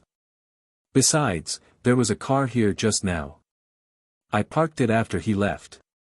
How could it be a reserved parking space?" The assistant was bluffing. Seeing that Qin Haodong's words were reasonable, he was at a loss for words for a while, but he still said, "Don't think you're great because you're driving a good car. If President Lang's cultural exchange is delayed, you can't afford to bear the responsibility." Qin Haodong didn't want to talk nonsense with this kind of person. He shook his head and went straight to the gate. The assistant was so angry that he glared, but there was nothing he could do. He could only continue to drive to find a parking space. A middle-aged man in his 40s in the car glanced at Qin Haodong with dissatisfaction in his eyes. After entering the gate of the venue, Guofeng was talking to Gao Fengwen. When they saw Qin Haodong, they immediately greeted him. Guofeng took Qin Haodong's hand and said, "Brother Qin, you're here. If you hadn't come, I wouldn't have felt confident." Gao Fengwen also said, "Yes, Dr. Qin. Now that you're here, our Chinese Medicine Practitioner Association will be more confident. I called you several times a few days ago, but I couldn't get through. Later, I heard from President Guo that he had invited you. I've been waiting for you here." Qin Haodong said, "The Japanese came to provoke us. As a member of Wuxia, it's my duty to do what I can." Gao Fengwen said, "Dr. Qin, our people are all here. Let me introduce them to you." After that, he and Guofeng accompanied Qin Haodong to the rostrum. The people present were very surprised. They didn't know who this young man was and why Gao Fengwen and Guofeng, who had always been respected, valued him so much. There were 6 chairs on the rostrum. At this time, 3 people were already sitting. One was a white-haired old man in his 60s, one was a middle-aged man in his 40s, and the other was a beautiful woman in her 20s. Qin Haodong was surrounded by beautiful women. He had seen many beautiful women, but this woman had a unique temperament. She sat there like a bowl of light tea, giving people a very quiet feeling. At this time, Gao Fengwen said, "Everyone, let me introduce you.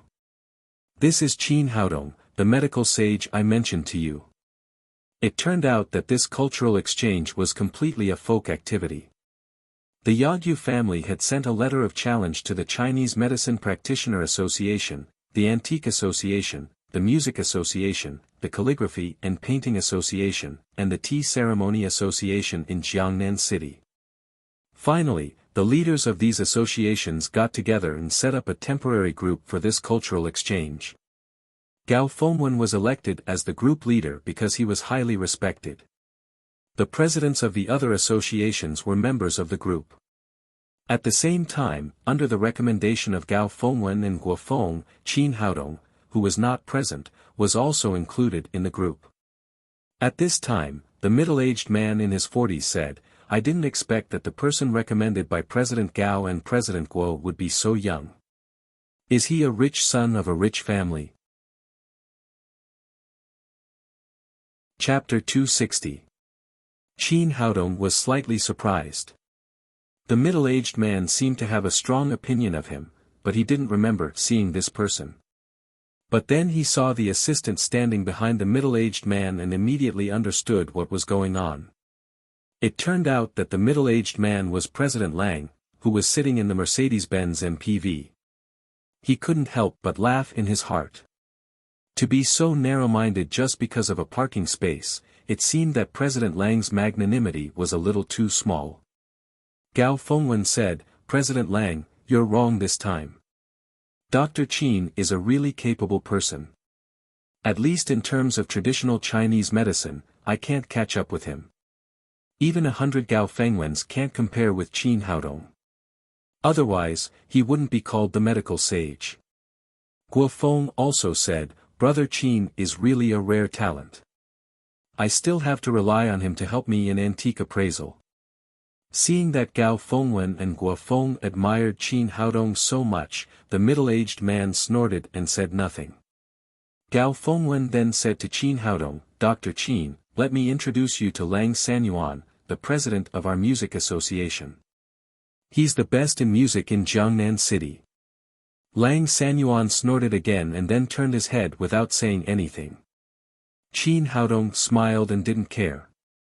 It seemed that Lang Sanyuan thought highly of himself, but in Qin Haodong's eyes, he was really a nobody.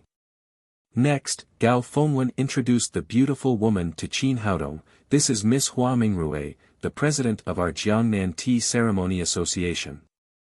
She's very talented in the tea ceremony. Everyone calls her the Tea Fairy."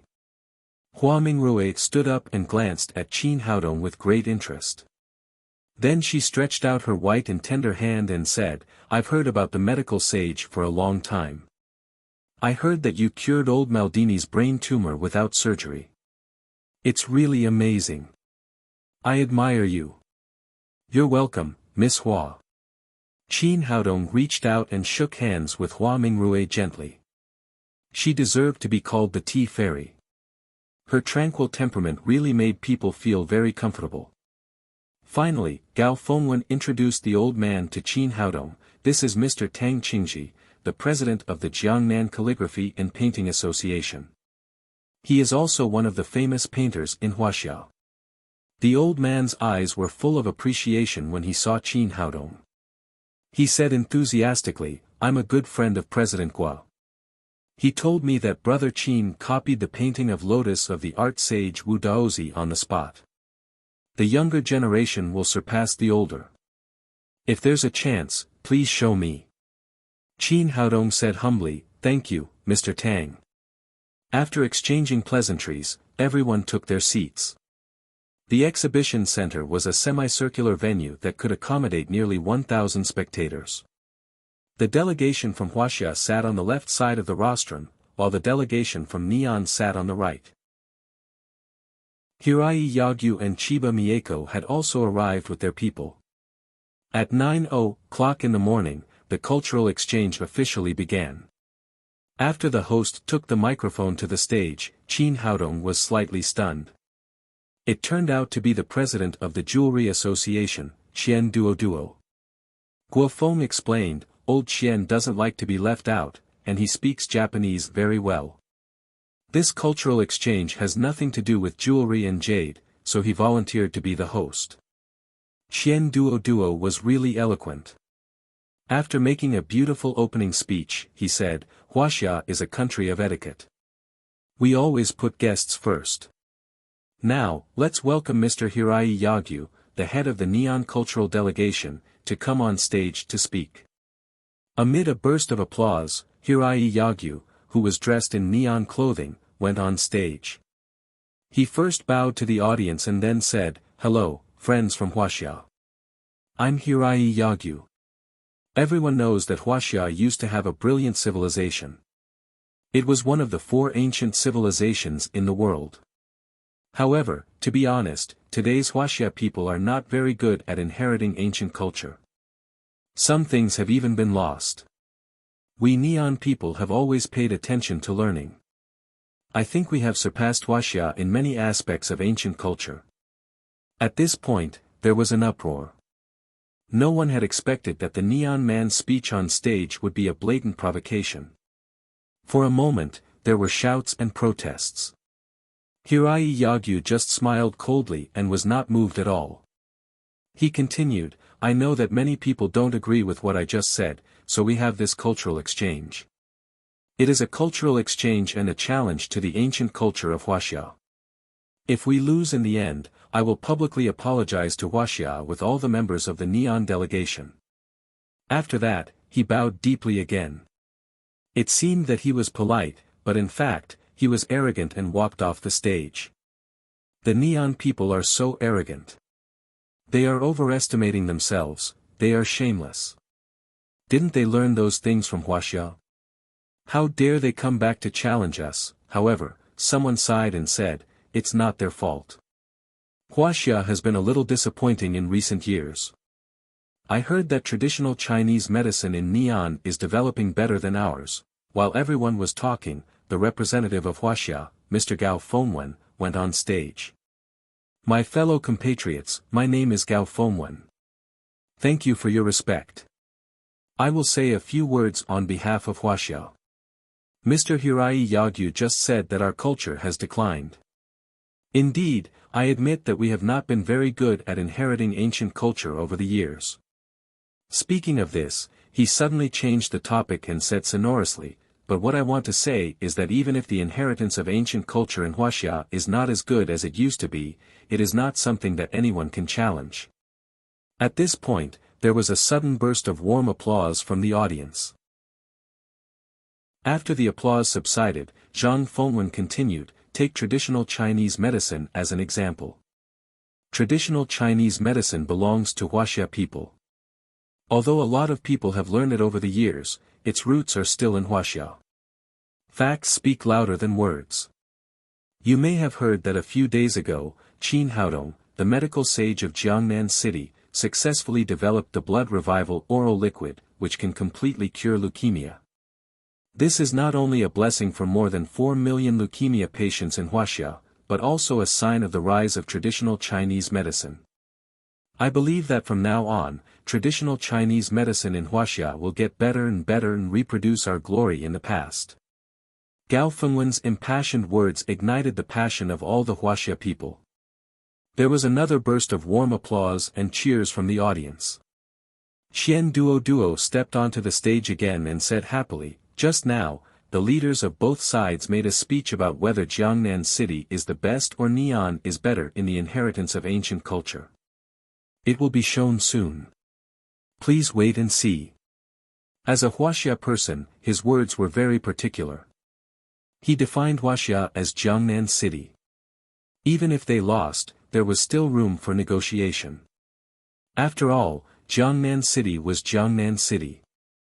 Although the cultural inheritance was very complete, it could not represent the whole of Wuxia. Then he continued, the order of this exchange meeting was proposed by the Neon delegation. The first item is the tea ceremony exchange. The rules of the exchange are that each side will send a representative who is proficient in the tea ceremony. If the representative of one side fails, he can admit defeat on the spot or send another representative. This is limited to 3 times. That is to say, if the third representative of one side fails, the project will fail. We have organized 10 judges who are proficient in the tea ceremony on the spot. In order to ensure fairness, we have prepared 20 cups with different numbers. The contestants of each side will pour their tea into 10 cups without any rules. Our staff will register the number on the spot. Then, each judge will taste 2 cups of tea from different contestants and choose the best one. Qin Haodong nodded secretly. He had to say that this method was the fairest. The judges only knew the number of the teacup. They did not know which side the contestants were from. They could not be partial even if they wanted to. After reading the rules, Xian Duo invited the contestants of both sides to the stage. On the Wuxia side, it was Hua Mingrui, the president of the Tea Ceremony Association. On the Neon side, there was also a beautiful woman in a kimono. She was Ai Yagyu from the Yagyu family. The 2 beautiful women immediately ignited the enthusiasm of the audience when they came on the stage. Interestingly, the 2 beautiful women had unique titles. Hua Mingrui was called the tea fairy, while Ai Yagyu was a famous tea sage in Neon. Ai Yagyu's hair was tied up and her skin was as white as snow. She looked even more charming in a kimono. Hua Mingrui was wearing a black silk cheongsam. Her curves were exquisite and her temperament was elegant. When the two women walked together, they each had their own charm. However, Ai Yagyu had a pair of phoenix eyes and a black mole on her left lip. According to Huaxia's ancient physiognomy, this kind of woman was scheming and mean. The staff had already set up 2 tea tables on the stage. After getting on the stage, Ai Yagyu sat down at her table. She glanced at Hua Mingrui opposite her and said, "You can't compare with me. I have a title in Neon called the Tea Sage." Hua Mingrui smiled faintly and said, "I'm sorry, I don't know about such a small place. I only know that there is a medical sage in Huaxia, but I have never heard of the tea sage." The two of them bickered on the stage before the tea ceremony. The audience felt that it was interesting and watched with great interest. Qin Haodong understood what was going on. Whether it was martial arts or tea ceremony, the battle between masters was about the state of mind. If one state of mind was disturbed, one would lose without a doubt. Ai Yagyu wanted to disturb Hua Mingrui's state of mind. However, Hua Mingrui was not an easy person to get along with, and her counterattack was extremely sharp. Ai Yagyu said, "I know about you before. You are the president of the Jiangnan Tea Ceremony Association. I heard that you also have the title of Tea Fairy. However, there are many unspoken rules in all walks of life in Huaxia. I don't know if you got this title because of your strength or because you slept with a man." Her words were even more aggressive. She had been polite before, but this sentence was a bit of a personal attack. Hua Mingrui was still unmoved. She said quietly, "Miss Yagyu is wrong. Even if you want to sleep with a man, you have to be strong. For example, although your face is not bad, your waist is a little thick and your chest is not big enough. In Neon, there may be men who treat you as a female tea sage, but there is absolutely no market in Huaxia." Qin Haodong almost laughed out loud.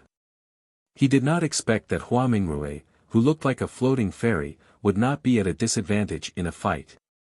It seemed that the trick of the Neon woman was going to fail. "You." Ai Yagyu's face changed, and then she said, "You Huaxia people can only win with words. Let's see what we can do." Hua Mingrui said lightly, "That's for the best." The two women stopped talking and began to make tea with the tea set in front of them. The tea set was the same, and the tea leaves provided by the competition were exactly the same. Even the water used to make the tea came from the same bucket. What was tested was their attainments in the tea ceremony. Like martial arts, the tea ceremony was one of the ancient cultures of Huaxia. It had been passed down for thousands of years and had many schools and techniques. The tea made in different ways was completely different. There was a great difference in fragrance, taste and color. A good tea-making technique could bring out the fragrance of the tea to the extreme, making the person who drank the tea feel refreshed and greatly nourished. When the water boiled, Ai Yagyu looked at Hua Mingrui provocatively and began her tea ceremony. Chapter 261. The tea ceremony was the first competition of the cultural exchange between the two sides. In order to win a good start, both sides sent out their strongest forces. Yagyu Ai and Hua Mingrui did not hold back after they got on the stage. They prepared the utensils, warmed the teapot, baked the tea, poured the tea, shook the teapot, and poured the tea. Their movements were smooth, showing their extraordinary attainments in the tea ceremony. Gao Fengwen, who was watching from below the stage, repeatedly nodded and said, "Not bad. Not bad." Qin Haodong said, "Is Mr. Gao also good at the tea ceremony?" "I can't say I'm good at it, but I like to make a cup of tea myself. I also have some understanding of the tea ceremony." Gao Fengwen started to talk and said, "Generally speaking, the Huaxia tea ceremony is divided into 3 realms. The first realm is to have good color and fragrance. I can barely achieve this realm. The color and fragrance of the tea will reach a certain level, which will make the tea taste pleasing to the eye. The tea ceremony sounds simple, but it requires a deep understanding of the tea leaves, the amount of water, and the condition of the tea set. It takes at least a few years of hard work to achieve this. Qin Haodong nodded slightly. Tea was known as the leader of all herbs and the flower of all trees. As the Emperor Greenwood, no one was more proficient in the tea ceremony than him. However, his tea ceremony was accomplished in the cultivation world, so he was not too clear about the level of tea ceremony on Earth. Gao Fengwen didn't know that he was facing a tea ceremony master. He continued, the second realm, return to simplicity. Now the two people on the stage have reached this realm.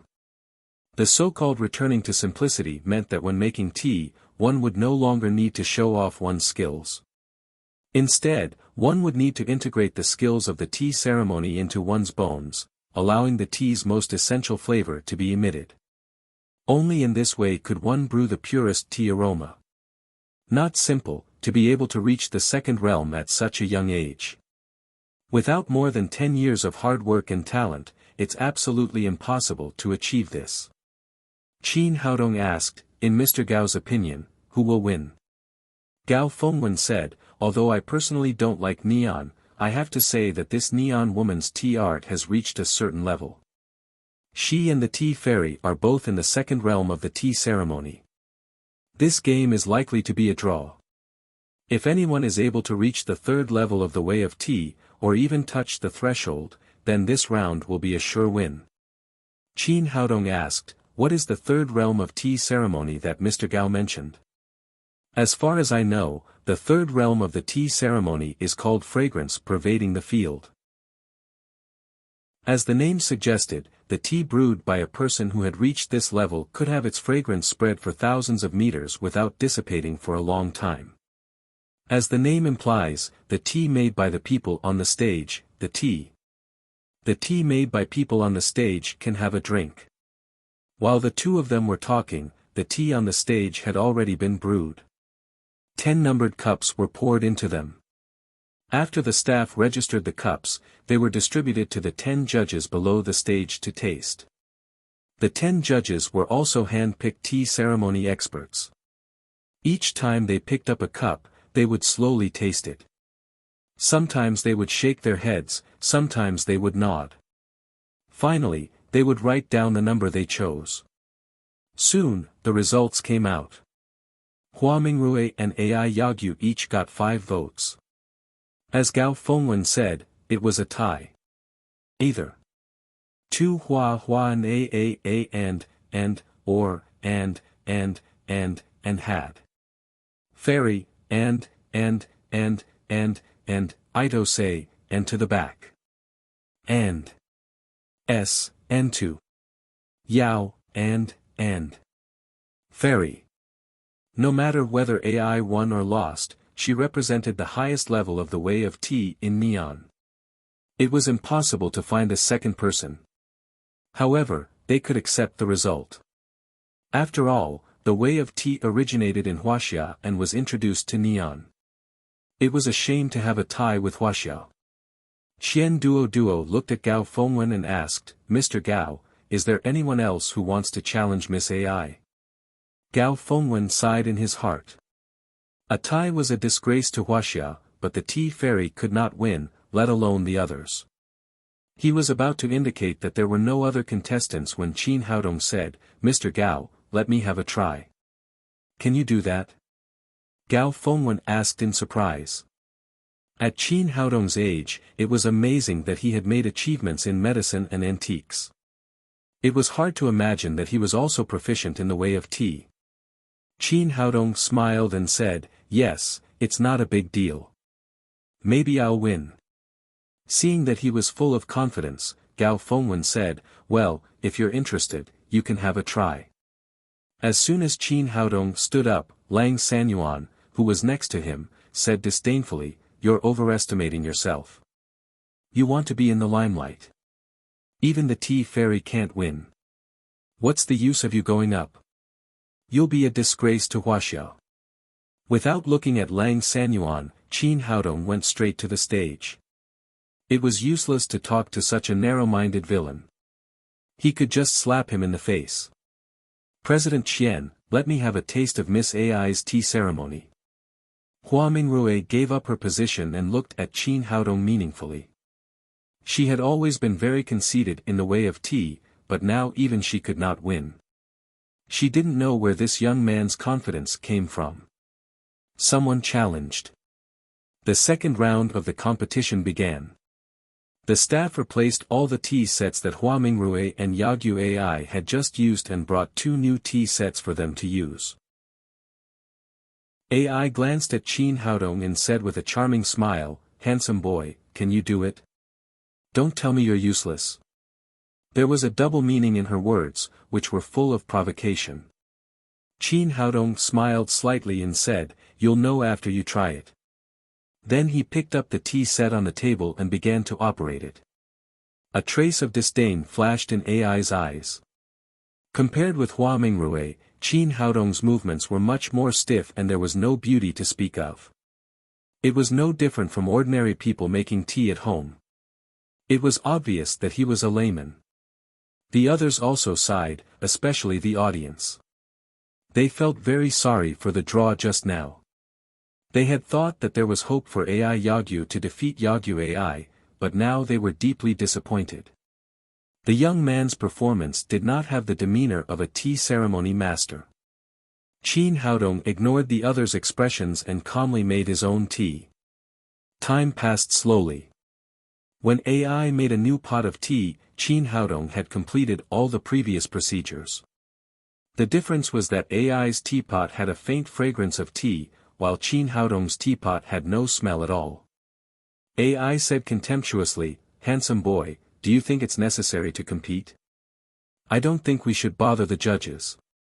Qin Haodong looked at her and smiled slightly. "I think so too. There's no need to bother the judges." Lang Sanyuan said sarcastically, "It's shameful. It's really shameful. You're not even as good as my nanny. What's the point of competing?" Gao Fengwen and Guofeng's expressions changed, but the facts were there, so they had nothing to say. Just when everyone thought that Qin Haodong was going to admit defeat, he picked up the teapot in front of him and slowly poured the tea into the teacup in front of him.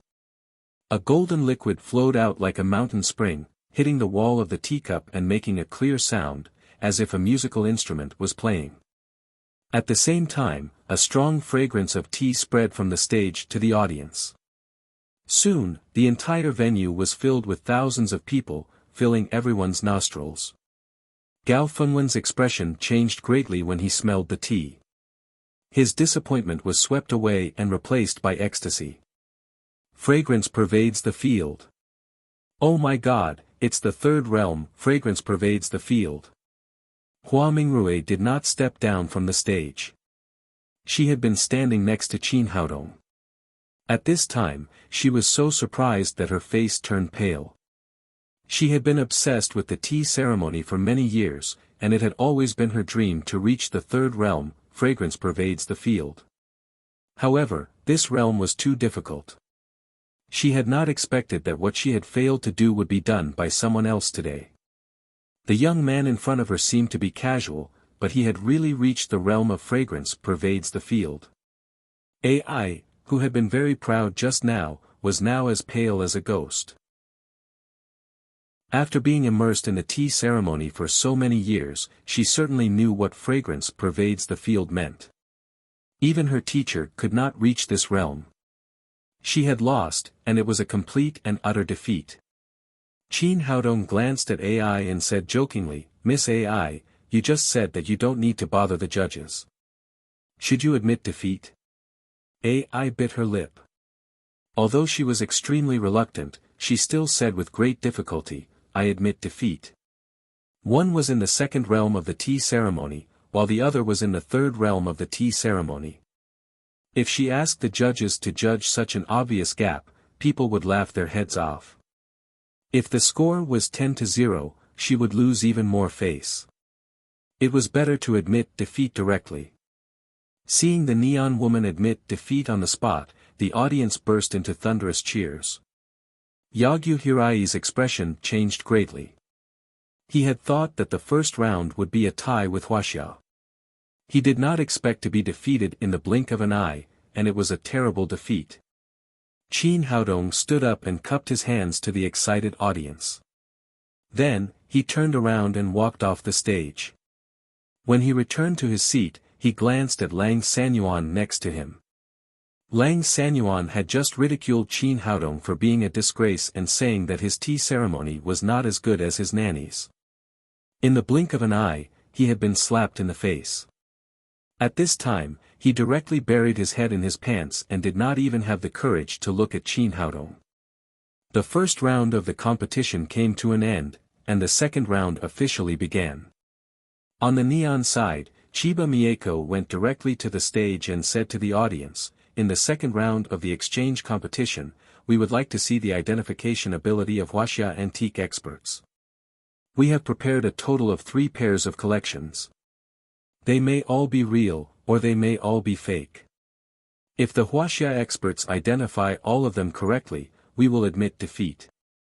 Xian Duo asked, "Miss Chiba, I would like to ask how you can ensure that the answers you give are fair and just."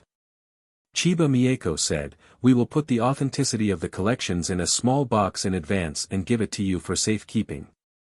In this way, we can ensure the fairness of the answers." "That's a good idea." Xian Duo nodded. Writing the answers in advance could prevent the neon people from denying it later. The neon people had never been very trustworthy. Otherwise, they would not have denied the crimes they had committed. On the Wuxia side, Guofeng whispered to Qin Haodong, "Brother Qin, I'll go up and have a look first.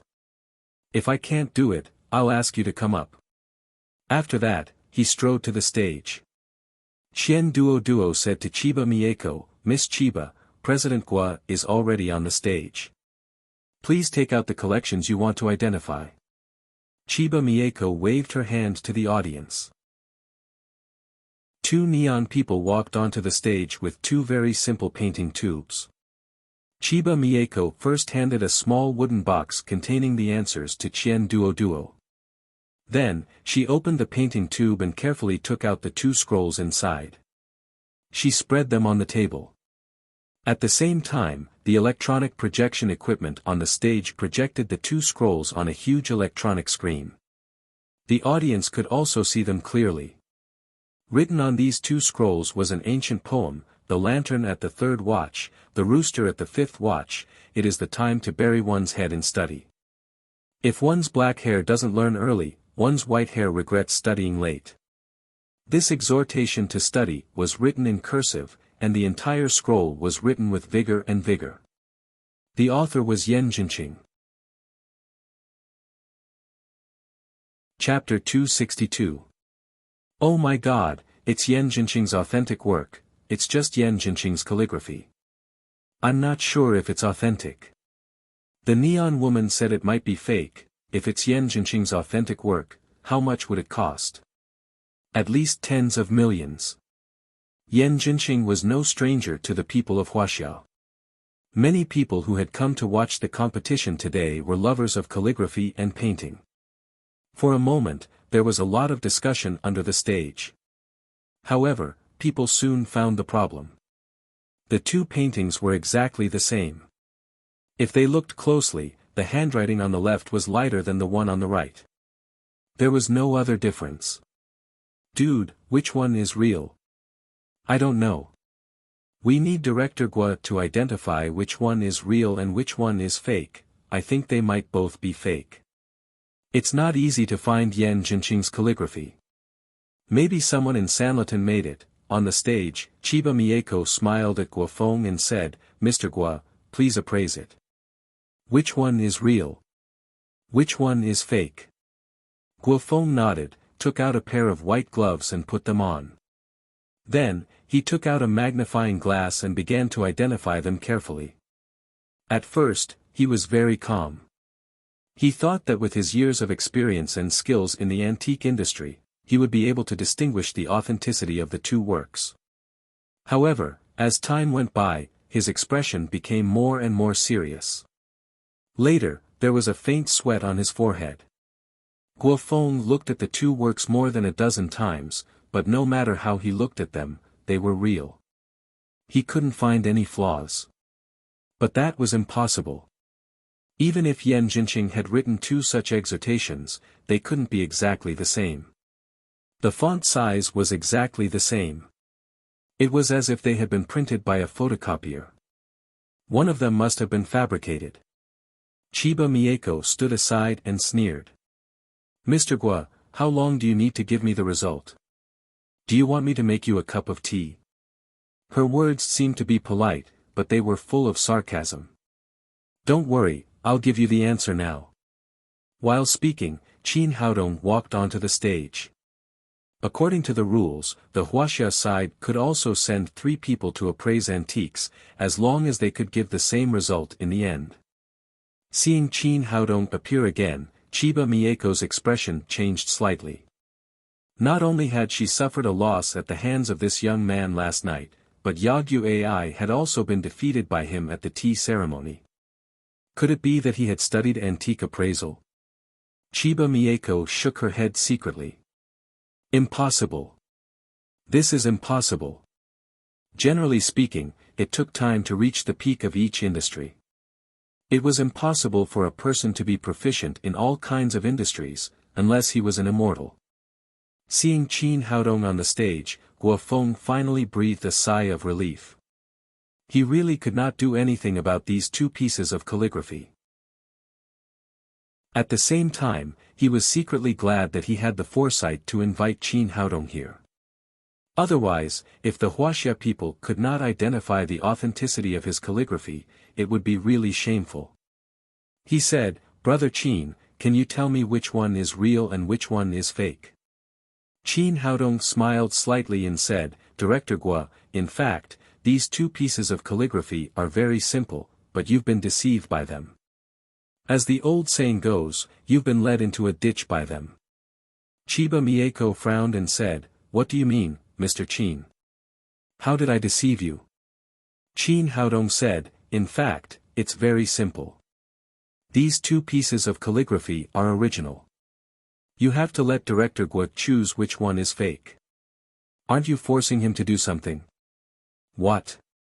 These 2 pieces of calligraphy are real? How is that possible? Is this young man talking nonsense? How could they both be real? The 2 pieces of calligraphy are exactly the same. No wonder. This young man is so accomplished in the tea ceremony at such a young age. It's normal that he doesn't know antiques. After all, no one is perfect." After hearing Qin Haodong's words, the audience immediately became restless. Chiba Mieko's expression changed slightly, but she quickly calmed down and said, "Antique appraisal depends on eyesight and experience. Don't talk nonsense. Are you better than Mr. Gua?" She wanted to provoke a conflict between Qin Haodong and Guofeng. In her opinion, Guofeng was the president of the Antique Association, the director of the Antique Appraisal Center, and a veteran figure in the antique industry. He would not casually listen to Qin Haodong's opinion. Unexpectedly, as soon as she finished speaking, Guofeng said firmly, "I believe Brother Qin. Since he said both pieces are real, then they are both real. That's the result of our appraisal." "Ah." Chiba Mieko said, "Are you sure?" "You know, there is only one result. Once it is determined, it can't be changed." "I'm sure." Guofeng's tone was very firm. Then he turned to look at Qian Duo and said, "We have given the final result of the appraisal. Let's reveal the answer." Since Guofeng was sure, Qian Duo no longer hesitated. He opened the box in his hand and took out a white card from it. It was written that both pieces of calligraphy were authentic. The content of the card was revealed on the big screen, and the venue suddenly boiled over. "Oh my God, these 2 pieces of calligraphy are authentic works of Yan Jinqing. How is that possible? The Japanese are so cunning. They actually took out 2 authentic works for appraisal. Fortunately, the young man has good eyesight. Otherwise, he would have been cheated by them. Obviously, the Wuxia side had won the first round of appraisal. Guofeng was full of joy, but he was still dizzy. He asked Qin Haodong, "What the hell is going on? How can 2 pieces of calligraphy be exactly the same and both be authentic?" Qin Haodong said, "Director Guo, you're confused. Did you forget the story of Huaxia's power penetrating the paper?" As soon as he said that, Guofeng immediately came to a realization. It turned out that when ancient calligraphers waved their brushes and splashed ink, their poems were vigorous and powerful. They could often penetrate the xian paper under the brush and reach the next layer. It was said that a master could cover 3 layers of xian paper. This could explain why 2 works of calligraphy were exactly the same and were both authentic. In fact, if he had calmed down and thought about it, he could have figured out the mystery. Unfortunately, he was in a competition, and his nerves had been tense. In addition, Chiba Mieko had misled him at the beginning. Subconsciously, he felt that one of them must be fake. Qin Haodong said to Chiba Mieko, "Miss Chiba, did you prepare these 2 collections? It's a good plan, but it's a pity that it will fail." It turned out that Chiba Mieko was proficient in Huaxia culture and knew that the story of Yan Jinqing, the great calligrapher, was about the story of Yan Jinqing. Therefore, she had done everything possible to get 2 authentic works of Yan Jinqing for appraisal. She could kill 2 birds with 1 stone. On the one hand, she could mislead the Huaxia appraisal experts. On the other hand, if the Huaxia side gave a wrong appraisal result, it would be a joke. Imagine how shameful it would be for a nation to be defeated by its own classic. The plan was beautiful, but unfortunately, she had met Qin Haodong. Nothing could hide from his powerful spirit. Chiba Mieko snorted and said, "Don't be too proud. This is only the first collection." After saying that, she waved to the audience. 2 neon people came up and put away the 2 works. At the same time, they carried 2 wooden boxes up. Everyone's eyes were attracted to these 2 wooden boxes. They didn't know what was inside, but they seemed to be very heavy. Chiba Mieko opened one of the wooden boxes and took something out. Suddenly, there was an uproar. It was a bronze animal head, the sheep head of the 12 zodiac animals. Qin Haodong was shocked at first, but then he was overjoyed. He had not expected to see the bronze head of the 12 zodiac animals again so soon. He could even feel the seal formation on the bronze head. He secretly decided that he had to get this bronze head, or at least get the upper-level spirit stone inside. Now, only the upper-level spirit stone could help him break through quickly. The audience also became restless. The 12 zodiac animal heads had an extraordinary meaning for the Huaxia people. Now, 8 of them had returned to Huaxia, and the other 4 were missing. The sheep head was among them. No one had expected that it would be in the hands of the Yagyu family in neon. Chiba Mieko held the bronze head in her hands and smiled at the audience. She said, "I know that the thing in my hands means a lot to Huaxia. Today, I'll give you a chance. Let's see if you can take it back." As she said that, she opened another wooden box and took out another identical sheep head. Then she continued, "This bronze head came from the summer palace in Huaxia. It was lost to the Yagyu family a long time ago. In order to prove that the casting technology of neon is not inferior to that of Huaxia, the Yagyu family hired a skilled craftsman to make another imitation. In our opinion, this imitation is exactly the same as the one from Huaxia. There is no difference. Today, I brought both. As long as the experts in Huaxia can choose the real one, we will immediately give it to Huaxia. If the experts in Huaxia can't tell which one is real and which one is fake, then there is nothing we can do but keep it in neon. At the same time, it will prove that our casting technology is not inferior to that of Huaxia." Qin Haodong thought to himself, "It seems that neon has been preparing for this cultural exchange for a long time. Every move they made was a trap. If they were not careful, Huaxia would lose face.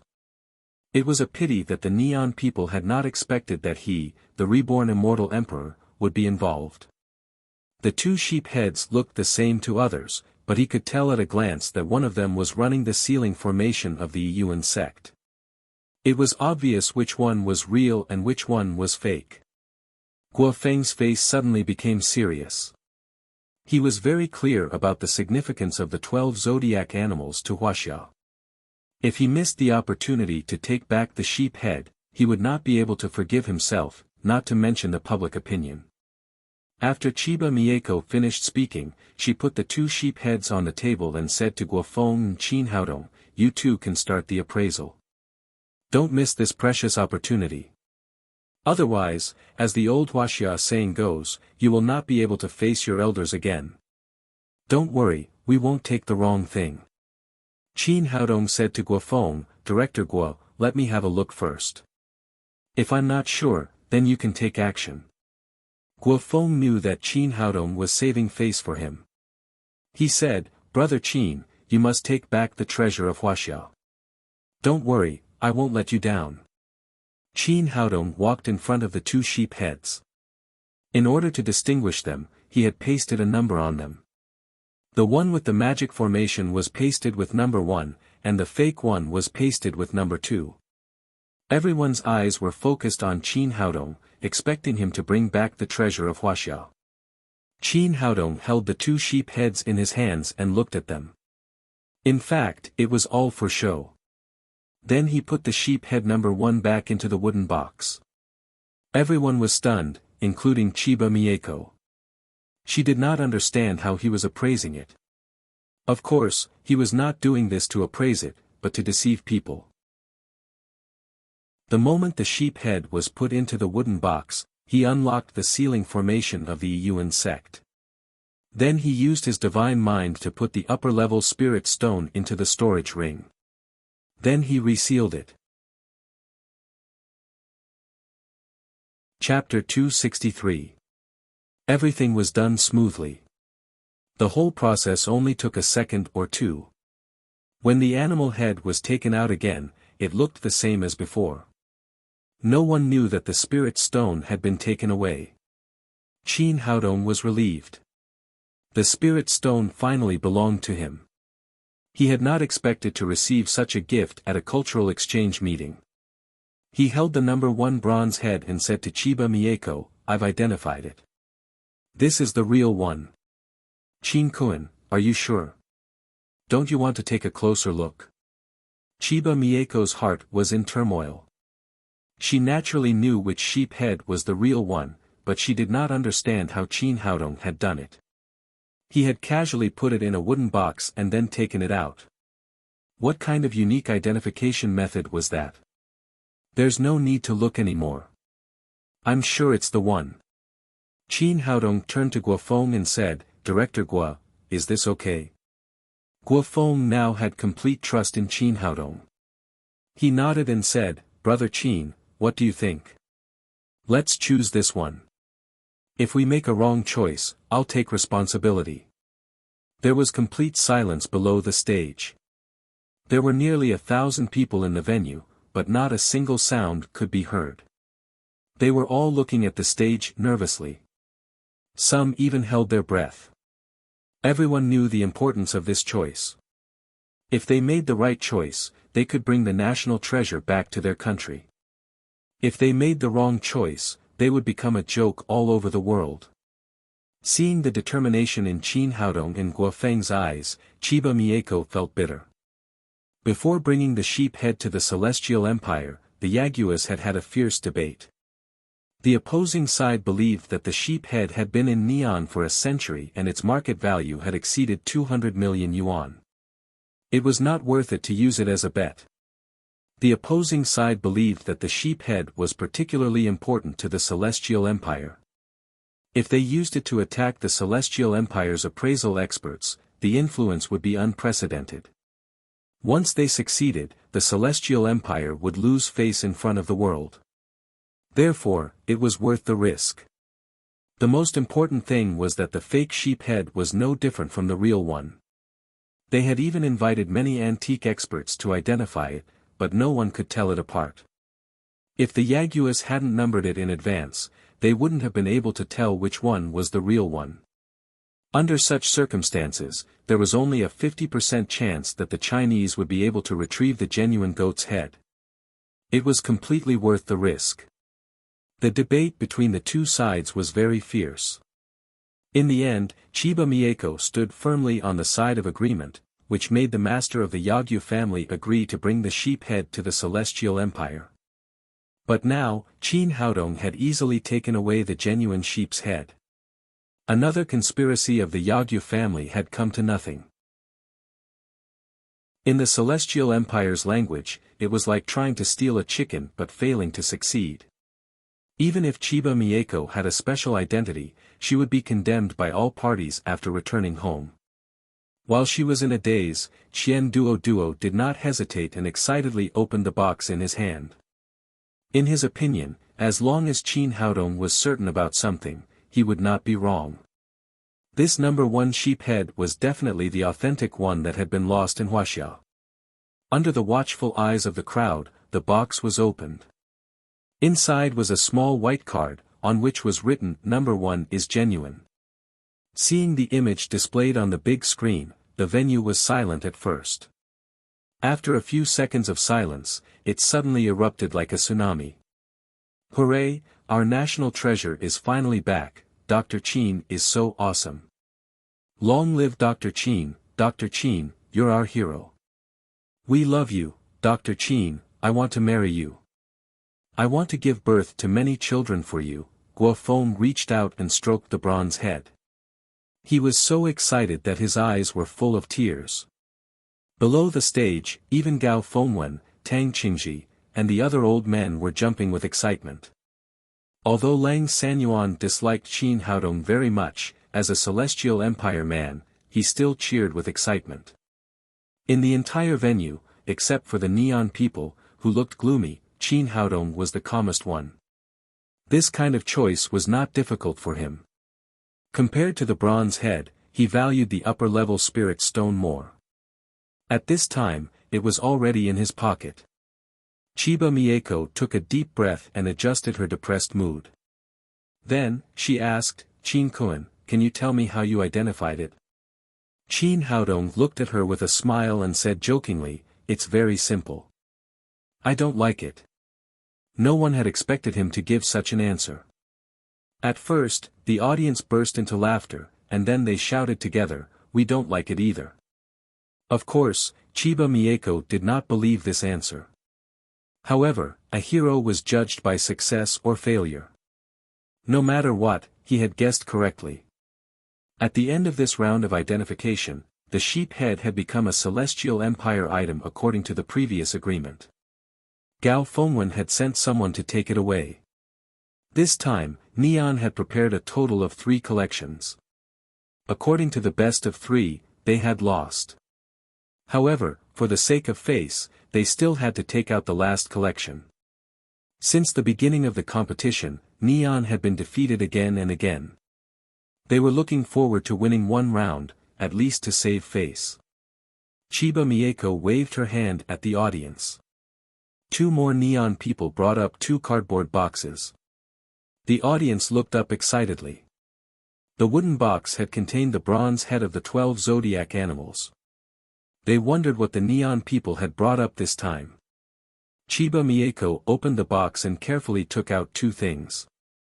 They were 2 gorgeous women's tricolor figurines. Tang Sankai. It's Tang Sankai. Someone under the stage had already shouted. The 2 women's tricolor figurines were about 30 centimeters tall and had different faces. One seemed to be dancing, while the other was standing there with a leisurely and elegant expression. The figures were very plump, fully demonstrating the aesthetic view of the Tang dynasty that fat was beautiful. The 2 women's clothes were very bold. They had very low necklines, which were no weaker than modern low-cut dresses. They looked very sexy and beautiful.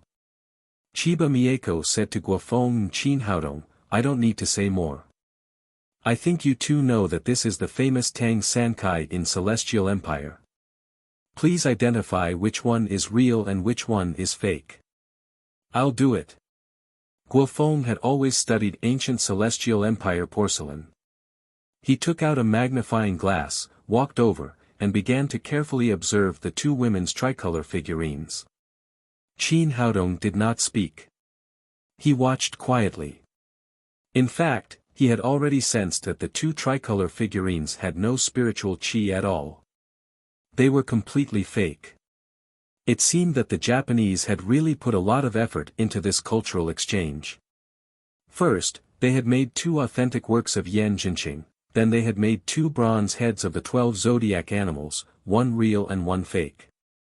Now, they had brought out two fake Tang Sankai for the Celestial Empire to guess. It had to be said that their strategy was very good. It was a pity that they had met Qin Haodong. Although he did not study much about ancient Celestial Empire culture, it was easy for him to distinguish the authenticity of the antiques. Guofeng looked at them for a long time. Finally, he turned around and called Qin Haodong, saying, "Brother Qin, I'm not sure." He pointed to one of the women's tricolor figurines and said, "This work is not only colorful, but the glaze is bright and the shape is very delicate. According to the traditional appraisal method of Tang Sankai, there is no problem with the opening on it." The opening Guofeng was talking about was the crack caused by the difference between the glaze and the glaze. After the Tang Sankai was unearthed, this kind of opening would generally become a prominent feature to identify the authenticity. Qin Haodong said, "Can't you see the problem?" He had to admit that the two fakes were so good that they could be mistaken for the real ones. He could not see the problem at all unless he used his spirit to sense the spiritual qi. However, he could not use this kind of thing as evidence, so he hoped that Guofeng could find the problem, which would save him a lot of trouble. Guofeng thought for a moment and said, "The problem is that they are too perfect. Even the tricolor figurines in the Celestial Empire Museum are not as perfect as these two." Chiba Mieko said, "Mr. Gua, although I don't know much about antique appraisal, I don't think that being too perfect can be a standard to identify the authenticity, right?" No one said that the tricolor figurines in the Celestial Empire Museum are the best. Maybe the one we have is better than the one you have. Guofeng was silent. This was exactly the reason why he couldn't figure it out. If these two female tricolored figurines were fakes, why couldn't he find any problem with them? If they were real, it didn't feel right. These two figurines were too perfect to be believed. Chiba Mieko sneered and said, "What do you think? When can you give me the result of the appraisal?" "I can give it to you now," Qin Haodong said, "these two things are both fakes." "They are both fakes." Guofeng shook his head. He could not believe that such good things were fakes. However, he believed Qin Haodong's words. He turned to Chiba Mieko and said, "Did you hear that? We have concluded that these two are fakes." Chiba Mieko smiled and said, "Since you are so sure, let's reveal the answer." Then she nodded to Qian Duo. Qian Duo opened the lid of the box in his hand and took out another piece of paper. When everyone's eyes focused on the piece of paper, they found that the first tricolor figurine was the real one, and the second tricolor figurine was the fake one. The audience was stunned. This time, Qin Haodong and Guofeng had guessed wrong. However, no one cared too much about the result. After all, they had already won 2 rounds. According to the best of 3 rules, Wuxia had already won. An imperceptible smile appeared on Chiba Mieko's face. Although she had lost in the treasure appraisal round, she had not lost too badly. She had finally won a round in front of Qin Haodong, the monster. Just as she was about to ask someone to put away the 2 tricolor figurines, Qin Haodong said, "Wait a minute." Chiba Mieko asked in surprise, "Mr. Qin, do you have any other questions? I don't think the answer you gave is right. These 2 tricolor figurines are fakes." As soon as he said that, the audience became restless again. No one had thought of questioning the answer given by the neon people. After all, the first 2 rounds had been very fair. Could it be that the neon people had cheated and written the fakes as the real ones? Given the neon people's cunning character, they might have really done that. Chiba Mieko's expression changed as she said, "Mr. Chin, I admire your attainments in the tea ceremony in antiques, but you have to have a basis for your words. If you doubt our conclusion, please point out the problem with the first tricolor figurine." Qin Haodong did not answer her.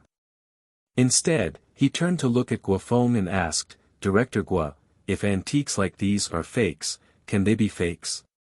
"I'm not sure. Generally speaking, it's very difficult to fake them." Although Guofeng was an expert in ancient literature, he was not very good at counterfeiting antiques. Even if some things were sometimes identified as fakes, they could not be smashed. Chapter 264. Everyone was shocked. What was this young man doing? Was he crazy? How could he break other people's things? Chiba Mieko was shocked at first, then she said angrily, "What are you going to do? Why did you break our things? Do you know how much this tricolor figurine is worth? It's worth at least 30 million yuan. Guofeng was also shocked. At Lin Xiaotian's birthday party, Qin Haodong had first broken Lin Pingchao's jade Buddha statue, and then he had destroyed Wu Daozi's lotus painting. He had not expected to repeat the same thing today.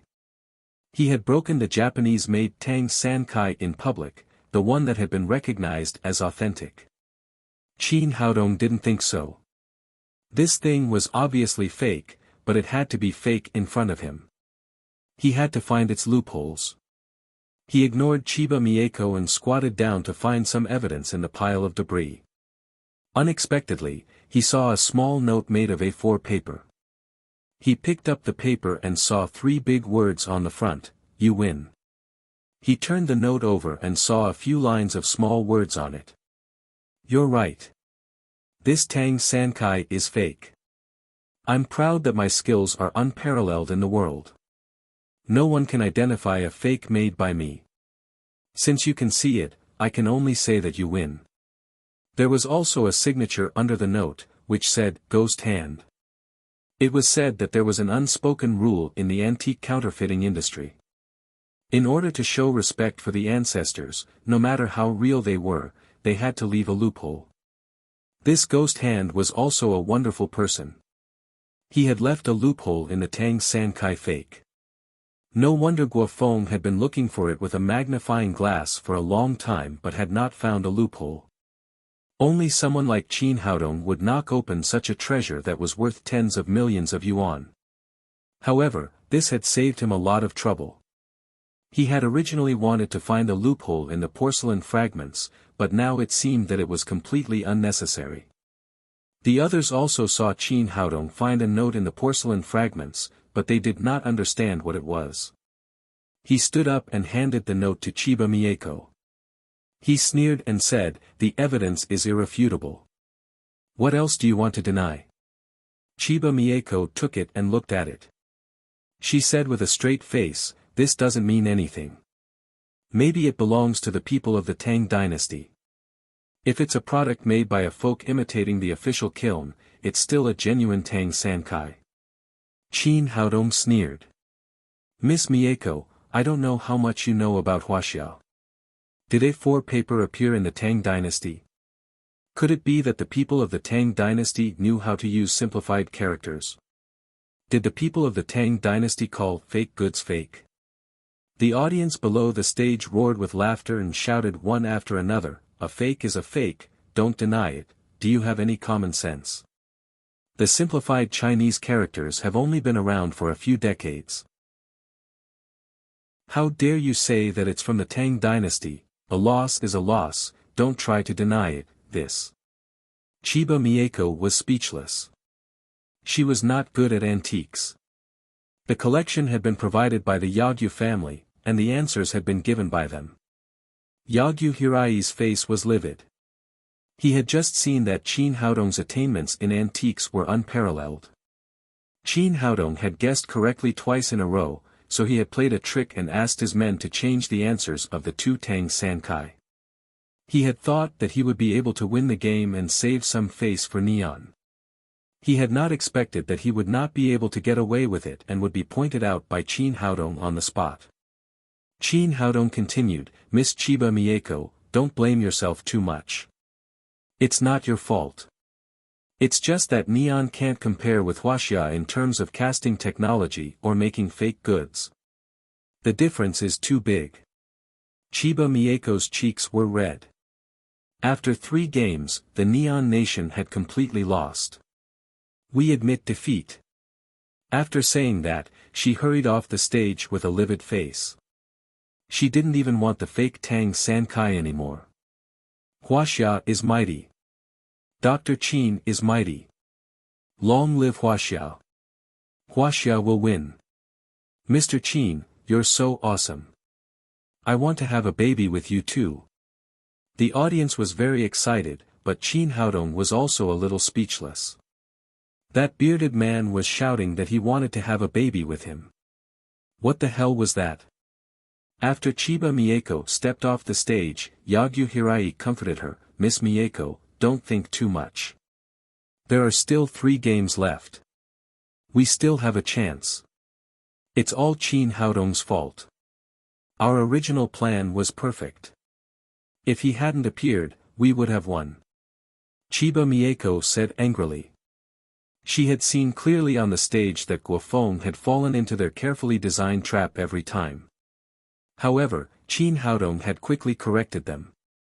Otherwise, they would not have lost the game, let alone the bronze head of the 12 zodiacs. I really don't know where such a monster came from. He knows the tea ceremony, but he is also proficient in antiques. Yagyu Hirai gritted his teeth and said, "But don't worry. We will win the next game. I don't believe that this guy is also proficient in painting." Chiba Mieko said, "That's true. Even if he knows how to paint, he can't compare to Mr. Koyama Lizzie." On the stage, Qian Duo was a little excited after winning 2 games in a row. He said happily, "Next, let's have the 3rd game of the cultural exchange. The representative of Neon and the representative of Jiangnan City will compete in traditional Chinese painting." The audience applauded warmly. In their opinion, they had already won the first 2 rounds. In the 3rd round of the competition, Wuxia would definitely win. It was no wonder that everyone was so optimistic. In recent years, under the stimulation of the commodity economy, traditional Chinese painting could be regarded as a relatively good inheritance and development among the ancient Chinese culture. Mr. Tang Qingji, the president of the Jiangnan Calligraphy and Painting Association, was a well-known painter in Wuxia. Qian Duo continued, "In order to ensure the fairness of the competition, we specially invited Mr. Gompos, a world-famous traditional Chinese painter from country, to be the referee of this game. Let's welcome Mr. Gompos to the stage with applause." After he finished speaking, a bearded Caucasian man walked onto the stage. Qin Haodong asked Tang Qingji curiously, "Mr. Tang, what's going on? Isn't he a master of traditional Chinese painting? Why did they invite a person from country?" Tang Qingji said, "Gompos is very famous in the painting and calligraphy world. He was originally an oil painter from country, but he suddenly fell in love with our traditional Chinese painting when he was 30 years old, so he came to Wuxia to study painting. He has been studying for 10 years, and now he is a well-known traditional Chinese painter in the world. In order to ensure the fairness of this competition, after communicating with the Neon delegation, we specially invited Mr. Gompos to be the referee of this painting and calligraphy competition. On the one hand, he is a real person from country, so he will not have any subjective bias. On the other hand, he is a painting fanatic and is extremely rigorous in painting. The score given is absolutely fair and will not be affected by any factors." Qin Haodong nodded. He didn't expect that there was such an extraordinary person in the painting and calligraphy world. He was indeed the best candidate to be the referee of this competition. Tang Qingji said confidently, "Little brother, you just won 2 games in a row. Leave the next one to me. Gompos will ensure the fairness of the competition. Although I am not a top painter in Huaxia, I am more than enough to deal with a few neon people. As he spoke, he stood up and simply tidied up his tang suit, ready to go on stage to participate in the competition. At this moment, Xian Duo said, "Next, let's welcome Mr. Koyama Lizzie, a traditional Chinese painter from Neon." As soon as he finished speaking, a man wearing gold-rimmed glasses and neon clothes walked onto the stage. The man was thin, about 40 years old, and his face was full of arrogance. Tang Qingji, who was about to go on stage, was shocked when he saw the man. He plopped back into his chair. Why? Why is he here? Qin Haodong didn't expect Tang Qingji to have such a big reaction. He asked in surprise, "Mr. Tang, do you know this neon man?" Tang Qingji said with a pale face, "He is not a neon man. His ancestors have been Huaxia people for 18 generations. He has nothing to do with neon." Qin Haodong became more and more confused. He asked, "What the hell is going on? I just heard his name is Koyama Lizzie. How could he be Huaxia?" Tang Qingji took a deep breath, calmed himself down, and began to tell Qin Haodong. It turned out that Koyama Lizzie's real name was He Lizzie. He was a pure Huaxia man, and he was from the same hometown as Tang Qingji. He Lizzie had shown his talent in painting when he was very young. Later, he was admitted to the Huaxia Academy of Fine Arts, the best academy for painting. During his studies in the academy, He Lizzie had learned painting from several masters and had made great achievements. He had become famous in the Huaxia art circle before he was 30 years old. Qin Haodong was even more confused when he heard this. He asked, "If so, why did he go to Neon?" Tang Qingji said, "It was all because of a competition." When Tang Qingji was 30 years old, China held the most prestigious Chinese art competition in the country. The prize money for this competition was very high, and it was very influential. Other than the famous Chinese art masters, many other artists signed up for the competition, including Tang Qingji himself. What was the result? How did He Lizzie do? What was Mr. Tang's ranking? Qin Haodong asked with great interest. He Lizzie showed amazing talent in that competition. He painted a vivid peony painting with the charm of traditional painting. Many people thought that he would win the first place in the competition after seeing his painting. He thought so too. Tang Qingji said with a nostalgic look on his face. However, when the results of the competition came out, He Lizzie didn't win the championship as everyone had expected. Instead, he got second place, and I got 21st place. Qin Haodong didn't expect that Tang Qingji was so much better than He Lizzie. He asked, "Second place is a good result. Did he go to Neon because of that?" Of course. He Lizzie believed that there was a shady deal in the competition. He thought that the judges of the competition had robbed him of the championship. He went to Neon out of anger and married a Neon woman soon. It wouldn't be a big deal if he just married a Neon woman. But he changed his name to Koyama Lizzie and slandered Huaxia in public many times. He denied that he was a Huaxia man.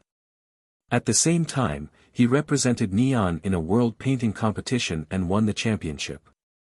Qin Haodong frowned slightly. He Lizzie could question the result of the competition, but he couldn't betray a nation because of it. He shouldn't slander Huaxia and be an enemy of Huaxia. Anyway, he is a descendant of Huaxia. Without the cultivation of Huaxia, he wouldn't have achieved what he has today. What he did was no different from treason. In other words, he is a traitor, which is more hateful than what Li Donghai did. Tang Qingji sighed again and said, "Ever since the incident, the whole painting and calligraphy circle in Huaxia despised He Lizzie's behavior. But no matter what, he's really good at traditional Chinese painting. I can't compare to him." Chapter 265. After hearing the conversation between the two, Guofeng exclaimed, "What? He Lizzie. That bastard is challenging Wuxia on behalf of Neon. Lizzie's history had caused a stir in Wuxia more than a decade ago. Qin Haodong didn't know about it because he was too young, but everyone in Guofeng's age knew about it. Now that he knew that Koyama Lizzie was Lizzie, he was so angry that he gnashed his teeth. As the team leader, Gao Fengwen thought about something else. He asked, "Are you sure you're not Lizzie's opponent?" Tang Qingji shook his head and said with a wry smile, Lizzie was second in the competition, and I was only 21st. The gap between us was huge. Painting is mainly about talent, not personal effort. Over the years, the gap between us has only grown. I'll be humiliated if I go up. At the same time, Lizzie was talking to Qian Duo on the stage. Lizzie said in Neon language, "Mr. Qian, I want to add a condition for the next competition." Qian Duo frowned. More than a decade ago, he was in his 20s, which was the most nationalistic period of his life. He remembered the image of Koyama Lizzie very well and immediately recognized who he was. Lizzie, I know you're from Wuxia, or you used to be. I hope you can speak to me directly in Wuxia. Lizzie smiled and said, "I'm sorry, Mr. Qian. I've learned a more advanced language, and I've forgotten the low-level language. Now I can only speak the noble Neon language. Please translate for me." Qian Duo was so angry that his eyes were on fire. If it weren't for his identity as a host, he would have rushed up and slapped this guy who had forgotten his ancestors. He suppressed his anger and said, "I'm sorry, I'm just a host. I have no obligation to translate for you." "Well, it doesn't matter. I have my own translator." Lizzie waved to the audience and a young man in his 20s came up. Unlike Li Donghai, this man worked as a translator in Neon, but he was a Neon native and learned Wuxia as a foreign language. As a result, a strange scene appeared on the stage. A Wuxia man was speaking Neon, and a Neon man was helping him translate into Wuxia. It was estimated that such a scene was rare in the entire history of mankind. Lizzie said in Neon, "Mr. Koyama Lizzie thinks that today's game is a bit dull. It's not interesting to just decide the winner. He hopes to add a bet. If Mr. Koyama Lizzie loses, he will kneel down to the Wuxia team in public to show respect. Similarly, if the Chinese lost, they would also have to kneel down to Mr. Koyama Lizzie. Would the Chinese have the courage to accept this challenge?" Qian Duo said angrily, Lizzie, do you know what you're doing?" "Of course I know. I will return the humiliation I suffered to China." Koyama Lizzie smiled and said, "Also, Mr. Qian is a host. I hope that you will have a bit of professionalism and call me by my name, Koyama Lizzie. I'm now a noble Neon, not a lowly Wuxia person." Qian Duo was so angry that his entire body trembled. At this time, some people under the stage also recognized Lizzie's identity and quickly spread his story. Suddenly, there was an uproar. Lizzie, you have forgotten your ancestors. How dare you set foot on the land of Wuxia? Get out of here, traitor. Dog. Traitor, get out. Shameless. Don't forget who trained you. Don't forget where you learned traditional Chinese painting. How dare you challenge Wuxia? The audience under the stage was very excited. If there were not many security guards to maintain order, they would have rushed to the stage and torn Lizzie into pieces. Qin Haodong also became angrier and angrier. Neon had really deliberately planned for this trip to Wuxia. They had even brought a big traitor like Lizzie. If Wuxia's traditional Chinese painting lost to such a shameless guy, the impact on the world would be absolutely unprecedented. Lizzie, who was on the stage, was not moved at all. He looked at the excited people under the stage and said with a smile, "You Wuxia people are good at talking. If you have the ability, come up and challenge me. If you have the ability, accept my additional conditions. If I lose, I will immediately kneel down and apologize to you. Do you have the ability?" After that, he turned to look at Qian Duo and said, I've been here for a long time. Why haven't I seen the representative of Wuxia? Do they dare not accept the challenge? Don't admit defeat directly. That's too boring. We have to accept his challenge and teach this traitor a lesson. Let him know what Wuxia's traditional Chinese painting is. Mr. Tang, teach this shameless guy a lesson. Make him kneel down.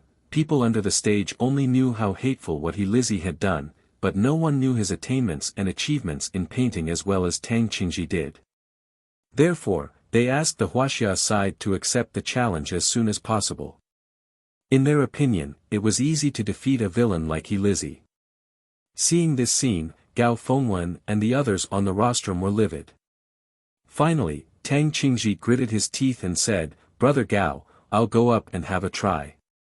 Gao Fengwen said, Old Tang, don't do it if you're not 100% sure. At worst, we can admit defeat. Tang Qingji insisted, no. We can admit defeat to anyone, but we can't admit defeat like this kind of person who has forgotten his ancestors. But with this guy's arrogance, if he really loses, it will be even more difficult to deal with it. Gao Fengwen held back his words. If he really lost, he would have to kneel down and apologize according to Lizzie's proposal. That would be even more humiliating. It would be better to admit defeat directly. Tang Qingji naturally understood the meaning of Gao Fengwen's words. He stared at him and said, Don't worry. If I lose, I'll kill myself. I won't kneel down to this traitor even if I'm beaten to death. At this time, Guofeng said, Okay, you two stop fighting. Brother Qin has already gone up. The two looked up. Sure enough, Qin Haodong was already standing on the stage. Can he do it? Tang Qingji looked worried. Although he had heard about Qin Haodong's deeds from Guofeng, he felt that it was too exaggerated. He did not think that this young man could compare with a real painter, let alone the extremely talented Lizzie. Guofeng said firmly, Don't worry. Brother Qin is an extraordinary person. I don't think it's possible without him. After seeing Qin Haodong on the stage, the audience cheered. They did not think too much. They just thought that this young man had just surprised them twice, so this time it should not be an accident. On the neon side, Yagyu Hirai looked nervous.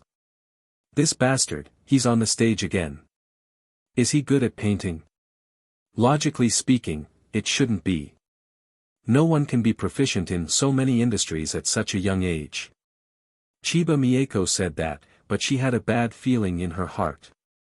She always felt that Qin Haodong would bring them more trouble. Qian Duo looked relieved. He had seen with his own eyes that Qin Haodong had quickly drawn Wu Daozi's lotus painting with the left and right swimming dragon technique. This kind of superb skill should not be inferior to the fake neon in front of him. Lizzie looked at Qin Haodong disdainfully and said, Young man, don't like to be in the limelight. Even if you have some skills, you will not be my opponent. Hurry up and replace that old guy Tang Qingji. Qin Haodong smiled and said, People like you who don't even know who your ancestors are not worthy of Mr. Tang's help. Lizzie's face darkened as he said, It seems that you won't give up until you see the coffin. Since you want to compete with me, do you dare to accept my conditions? Of course, or I won't come up. Qin Haodong said coldly, and I think your conditions are too lenient. I also want to add one more condition. No matter who loses, they will destroy their own hands and never paint again. How about that? Do you dare to accept it? If not, go back to Neon and don't come to Wuxia for the rest of your life. He was completely infuriated by this traitor. He had to make this guy pay the price today. Lizzie was shocked. He didn't expect Qin Haodong to make such a bet. He knew very well that the reason why Neon had accepted him was because of his painting skills. If both of his hands were destroyed, the Neon people would definitely kick him out. Tang Qingji was also shocked and said quickly, This young man is too impulsive. He doesn't know how good Lizzie is at painting. Hurry up and stop him. It was obvious that he was not optimistic about Qin Haodong's chances of winning. Guo Fun was a little worried, but he still said, I have never seen Brother Qin do something he is not sure of. Since he said so, he must have his reasons. Let's not interfere. Gao Fengwen thought for a moment and said, yes, although Dr. Qin is young, he is not an impulsive person. I think he is sure that he will win. Seeing that both of them said so, Tang Qingji didn't say anything else. He could only watch quietly. Seeing that Lizzie did not speak for a long time, Qin Haodong asked sarcastically, what? Don't you dare to bet? Lizzie was in a bit of a dilemma. Qin Haodong had agreed to his conditions. If he didn't agree to the conditions put forward by the other party, he would immediately be in a weak position. However, from another perspective, few people in the whole of Wuxia could be his opponent, unless those old guys at the level of Mount Tai and the Big Dipper came out. The young man in front of him had just shouted such a bet to scare him away. Thinking of this, Lizzie suddenly became confident and said, why not? As long as you dare to draw, I will dare to accept it. Seeing that Lizzie had agreed, Qin Haodong turned to Gompos, who was sitting in the referee's seat, and said, Mr. Gompos, you heard our bet. Can you be a notary? Gompos spread out his hands and said, as a painter, I really don't want to see this kind of thing happen, but since both of you have agreed, I can be a notary. This foreigner had studied painting in Wuxia for 10 years, so he spoke Wuxia very fluently. After the two sides negotiated, the competition officially began. Lizzie said confidently, I'll go first. After that, he went to the drawing table set up by the staff, picked up the paintbrush and began to paint. At this time, there was a lot of noise under the stage. Everyone wanted to use their own way to affect the state of painting of the traitor. However, the moment Lizzie picked up the paintbrush, he seemed to have changed into a different person. He looked serious and had a calm temperament. He really had the demeanor of a master. As time went by, the outline of a picture had appeared on the electronic screen. It was a peony, standing proudly among hundreds of flowers, with a noble temperament, like the king of flowers. Tang Qingji sighed and said, Lizzie is best at painting peonies in his life. Today, this guy has used his unique skill. It seems that he is determined to win. It will be too difficult for Brother Qin to win. Chapter 266. Guofeng said, Don't worry too much, Mr. Tang. It's not a big deal for Brother Qin to draw another lotus picture of Wu Daozi. At least it won't be worse than Lizzie's. It had to be said that Lizzie did have some painting skills. As time went by, the noise under the stage slowly subsided. After a while, he began to finish. The brush kept moving on the rice paper, and a delicate and beautiful peony picture appeared on the big electronic screen. With a shake of his wrist, he sketched the last stroke. A peony stood proudly. It was so beautiful that it made people feel like it was the king of flowers. Whether they liked Lizzie or not, everyone couldn't help but admire his painting skills.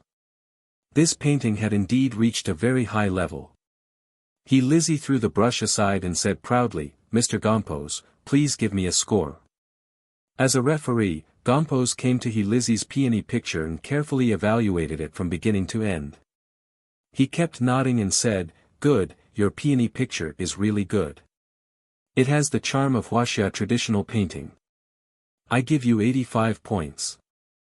Others didn't think much of it, but Tang Qingji knew that Gompos had very strict requirements for painting. 85 points was definitely a high score. If it were an ordinary contestant, he might not be able to pass. Lizzie was also very satisfied with this result. He turned to look at Qin Haodong and said proudly, Boy, don't you want to compete with me? It's your turn. Qin Haodong didn't seem to see the peony picture. He said lightly, You even forgot the most basic thing of being a human. I won't compete with you. You don't deserve it. Lizzie's expression changed and he said angrily, What do you mean? Are you kidding me? We've already made a deal, we've already made a bet. Everyone's expression changed greatly. Although Lizzie was despised by everyone, Qin Haodong's behavior of going back on his word was difficult to win everyone's approval. What's the hurry? Our bet is still valid, but I have to find a contestant with the same status as you. After Qin Haodong said that, he stepped off the stage in front of everyone's surprised eyes and came to a little girl in the front row. The little girl looked to be in her early 20s.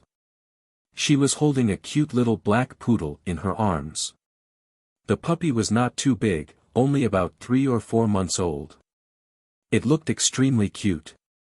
He smiled at the little girl and said, "Beauty, can you lend me your dog? I'll return it to you as soon as the competition ends." "Alright, I can lend it to you." The little girl didn't understand what Qin Haodong was going to do, but out of her trust in him, she handed over the puppy without hesitation. Qin Haodong returned to the stage with the poodle in his arms. Everyone was confused. What did he mean by bringing a dog up? Was he going to use a dog to compete with Lizzie? Lizzie said angrily, "What do you mean?" Qin Haodong smiled slightly and said, "It's a competition. The status of the contestants must be equal. You are a dog raised by the Neon people, and this is a dog raised by the Wuxia people. You two dogs are just opponents."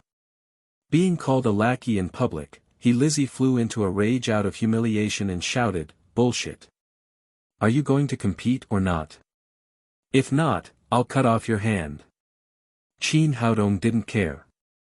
He turned to Gompos and said, "Mr. Gompos, can I let this dog compete in painting?" Gompos was also a little confused. He had never seen such a competition. He thought for a moment and said, "No matter what method you use, as long as you take out a painting in the end, it's okay. But there's one thing. You have to fulfill the final bet yourself." Qin Haodong looked at Lizzie and said, "See? The rules allow it. Today, I'll use this dog to win against you. Boy, you're just playing with words. When you lose, I'll cut off your hand." Lizzie was so angry that he almost went crazy. However, he didn't believe that a dog could win against him. He secretly made up his mind to cut off the hands of this abominable toy boy later. Tang Qingji, who was under the stage, stamped his feet and beat his chest and said, "This young man is still too impulsive. Although he looks very happy, he will definitely lose this competition." Lang Sanyuan shook his head and said, "I thought he had great skills. It turns out that he's a brainless guy." Gao Fengwen and Guo Feng were also nervous. They had thought that as long as Qin Haodong could draw the lotus painting, he would at least not lose. They hadn't expected that he would get a dog. On the foreigner's side, Yagyu Hirai laughed and said, "Idiot, a complete idiot. I was a little worried that he would disrupt our plan, but now it seems that it's completely unnecessary. Later, we'll cut off his hands so that he won't be able to participate in the Chinese medicine competition." Chiba Mieko also relaxed her frown. Qin Haodong had always been a big problem for her, so it would be best to get rid of him. However, she still couldn't understand. This young man didn't look like a brainless person. How could he do such an impulsive thing? Qin Haodong didn't care what the others thought. He directly asked the staff to fetch 3 buckets of water and a small bucket of ink. After everything was ready, he rolled the little poodle in the ink and threw it on the rice paper on the table. Seeing that Qin Haodong was not joking and had really put a puppy on the paper, there was an uproar on and off the stage. Using a dog to paint, wanting to win over a real artist. Even if one thought about it with one's heels, it was also impossible. The little poodle was only 3 or 4 months old. It had been in a panic when it left its owner's arms. It had just rolled in the ink and immediately ran forward after being released. Maybe because it was too flustered and its feet were a little slippery after being stained with ink, it suddenly fell to the ground after running a few steps. The ink on its body was black. The little poodle was even more confused. It got up and continued to run forward. Soon, it ran through the rice paper. Qin Haodong took the little poodle and turned around to give it to Qian Duo. "Brother Qian, please help me clean it and send it back to the little girl." Qian Duo didn't understand what he was going to do, but he could only do as he was told. No one paid attention to this. Everyone's eyes were focused on Qin Haodong's drawing paper. Because the paper had been dipped in too much ink, the footprints left by the little poodle and the marks that it had just fallen on were all covered with ink, making it look like a pool of water.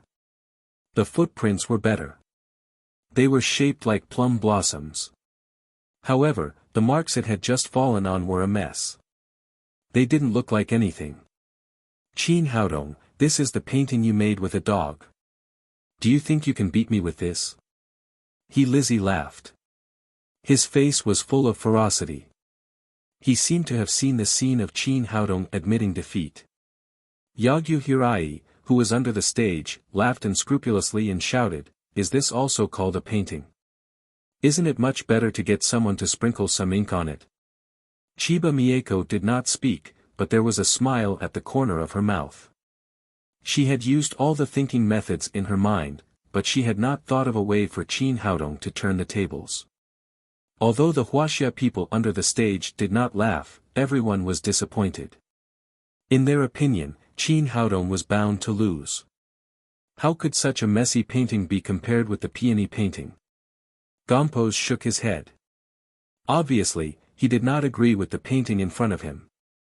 He said to Qin Haodong, "Mr. Qin, is your painting done?" Qin Haodong said, "Don't worry. There's still a little bit left." "What do you mean? Didn't you say you wanted to make a painting with a dog? The dog has been taken away. Do you still want to continue painting?" Lizzie's face was full of ferocity. "Since you let the dog be your opponent, of course I won't use the brush. However, this painting is still lacking the last step." "The last step?" What did he mean? Everyone's heads were dizzy. They could not figure out what this young man wanted to do. Could he change the result without using the brush? Yagyu Hirai said with a smile, "He lost and still doesn't admit it. Let's see how long he can pretend." Tang Qingji, Gao Fengwen, and the others were all confused by what they saw. Lizzie sneered and said, "Then hurry up. I want to see what you have to say after this last step. It'll be done soon." Qin Haodong was still calm. He went to the table, grabbed a corner of the rice paper, and shook his wrist gently. With a crashing sound, the xian paper was already stained with ink. With a shake of his hand, the ink immediately flowed out and covered the entire scroll. Qin Haodong put the rice paper back on the table and said, "It's done." "What do you mean it's done? Isn't this a joke?" The people on and off the stage did not understand. What the hell was Qin Haodong picking up the rice paper and shaking it? Could it be that this was also a way of painting? "No, look." Just as everyone was feeling puzzled, someone suddenly yelled out. Everyone's attention was turned back to the painting. Tang Qingji said in a trembling voice, "Oh my God, how is this possible? What did I see?" With a shake of Qin Haodong's hand, the xian paper, which was in a mess just now, scattered the ink. The footprints left by the little teddy were connected with each other and magically formed a plum blossom picture. The plum blossoms on the picture stood proudly. The ink flowed and formed dry tree trunks. The little teddy's footprints formed plum blossoms sporadically on it. The most amazing thing was that the place where the teddy had just fallen had become two rugged rocks.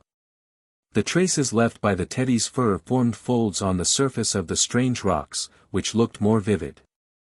The peony painting that Lizzie had just drawn gave people a feeling of wealth and prosperity. However, although the winter plum blossom painting in front of them didn't have any flower embellishment, it gave people a feeling of pride and contempt for the wind and frost. The whole audience was silent. No one had expected that Qin Haodong's gentle shaking could create such an extraordinary painting. Yagyu Hirai, who had been laughing unscrupulously, forgot to close his mouth at this time. He was confused and dull. Amazing. It was really amazing. A little Teddy who knew nothing could make such a painting. If he hadn't seen it with his own eyes, no one would have believed it. It's an eye-opener. It's an eye-opener for me today. There were tears in Tang Qingji's eyes as he spoke. As a painter, he naturally knew how difficult Qin Haodong's painting was. It seemed to be a simple shake, but in fact, it required a clear grasp of how much ink was left on the rice paper and a perfect control of the strength and direction. Only in this way could the ink flow to form the tree trunk and finally form a complete painting. All the details had to be perfectly integrated in the brain, and no mistakes could be made. In summary, it could only be described as a magical skill. After a moment of silence, there was a sudden burst of warm applause backstage. The audience seemed to have seen the hope of winning. At least such a painting was not inferior to He Lizzie's peony painting. Gompoza's face was full of shock. This painting seemed to be a little teddy bear that ran out. This young man did nothing, but in fact, the most important thing was the last shake. It was even more important than the finishing touch. If there was a little difference, it would go 1,000 miles wrong and destroy the painting. Qian Duo woke up from the shock and shouted excitedly, "Mr. Gompos, please give your score." Chapter 267. Qin Haodong also turned his head to look at the referee, who was known for his fairness. He didn't know how many points he would get. Although the painting had been made by the little poodle, in fact, it had been completed under his control. The last shake seemed simple, but the strength of the shake, the direction, and the timing were all very particular. As long as there was a little mistake, the whole game would be lost. All of this could only be done by a person with an extremely powerful spirit like him. At this time, Gompos had become the focus of attention. Everyone's eyes were focused on his face. The Wuxia people naturally hoped that he could give a high score, while the Neon side hoped that he would give a score lower than He Lizzie's, even by 1 point. Gompos looked at the plum blossom painting in front of him and was silent for a full minute. When everyone was about to collapse, he looked up and said, "Putting aside the painting process, I give it 85 points based on the quality of this painting alone." As soon as he said this, there was a sigh in the field. All the Wuxia people were slightly disappointed. They had thought that Qin Haodong could once again show a miracle and defeat the neon guy. They hadn't expected that it would still be a draw. Although the neon side had not been able to win, they were still very satisfied with the result. They had finally gotten a point, although the score looked very embarrassing and disgraceful. Qin Haodong's face was calm, and no change in his emotions could be seen. In his opinion, the score given by Gompos was fair. Indeed, in terms of the quality of this painting alone, it was comparable to He Lizzie's peony painting, but it was better in the process and means of painting. Even people who didn't know how to paint could see that Qin Haodong had drawn a painting with a dog. He hadn't even touched the brush. This painting had the same score as He Lizzie's peony painting, which had been made with all his strength. In any case, He Lizzie had lost. A person fighting a dog to a draw, no matter what, was still a shameful thing. Gompos continued to announce, "I announce that the result of this painting competition is a draw." Just when everyone thought that the game was over, He Lizzie suddenly stood up and shouted, "Mr. Gompos, I don't agree with your referee. I think I should be the winner of this game." Everyone present was stunned. Even Yagyu Hirai did not expect He Lizzie to object. Everyone could see that Qin Haodong had actually won the game. It was already very lucky for him to get a draw point. Gompos frowned and said, "Mr. He, can you give me a reason?" He Lizzie said plausibly, "Everyone has seen this painting just now. The key is the last step. If it weren't for the last shake, it wouldn't even be a painting. In other words, this painting was drawn by a man and a dog. Their total score is the same as mine, so I should be the winner." Everyone was dumbfounded. They didn't expect He Lizzie to be so shameless. He was shameless to the extreme. Shameless, simply too shameless, traitor, can't you have some shame? He Lizzie, I'll give you 10 dogs. If you have the ability, you can also cooperate to draw a painting. Tang Qingji was so angry that he stared and scolded. He Lizzie really doesn't know what shame is. Can't he see that in terms of painting attainments, he and little brother Qin are miles apart? Gao Fengwen said, that's not surprising. If he knew shame, he wouldn't have done such a thing that he forgot his ancestors. Gompos frowned. Deep down, he also felt that he Lizzie's request was a bit shameless. However, Qin Haodong was indeed cooperating with him. Generally speaking, as long as a painting was done by one person, then no one else could touch it, not even to the extent of giving it pointers.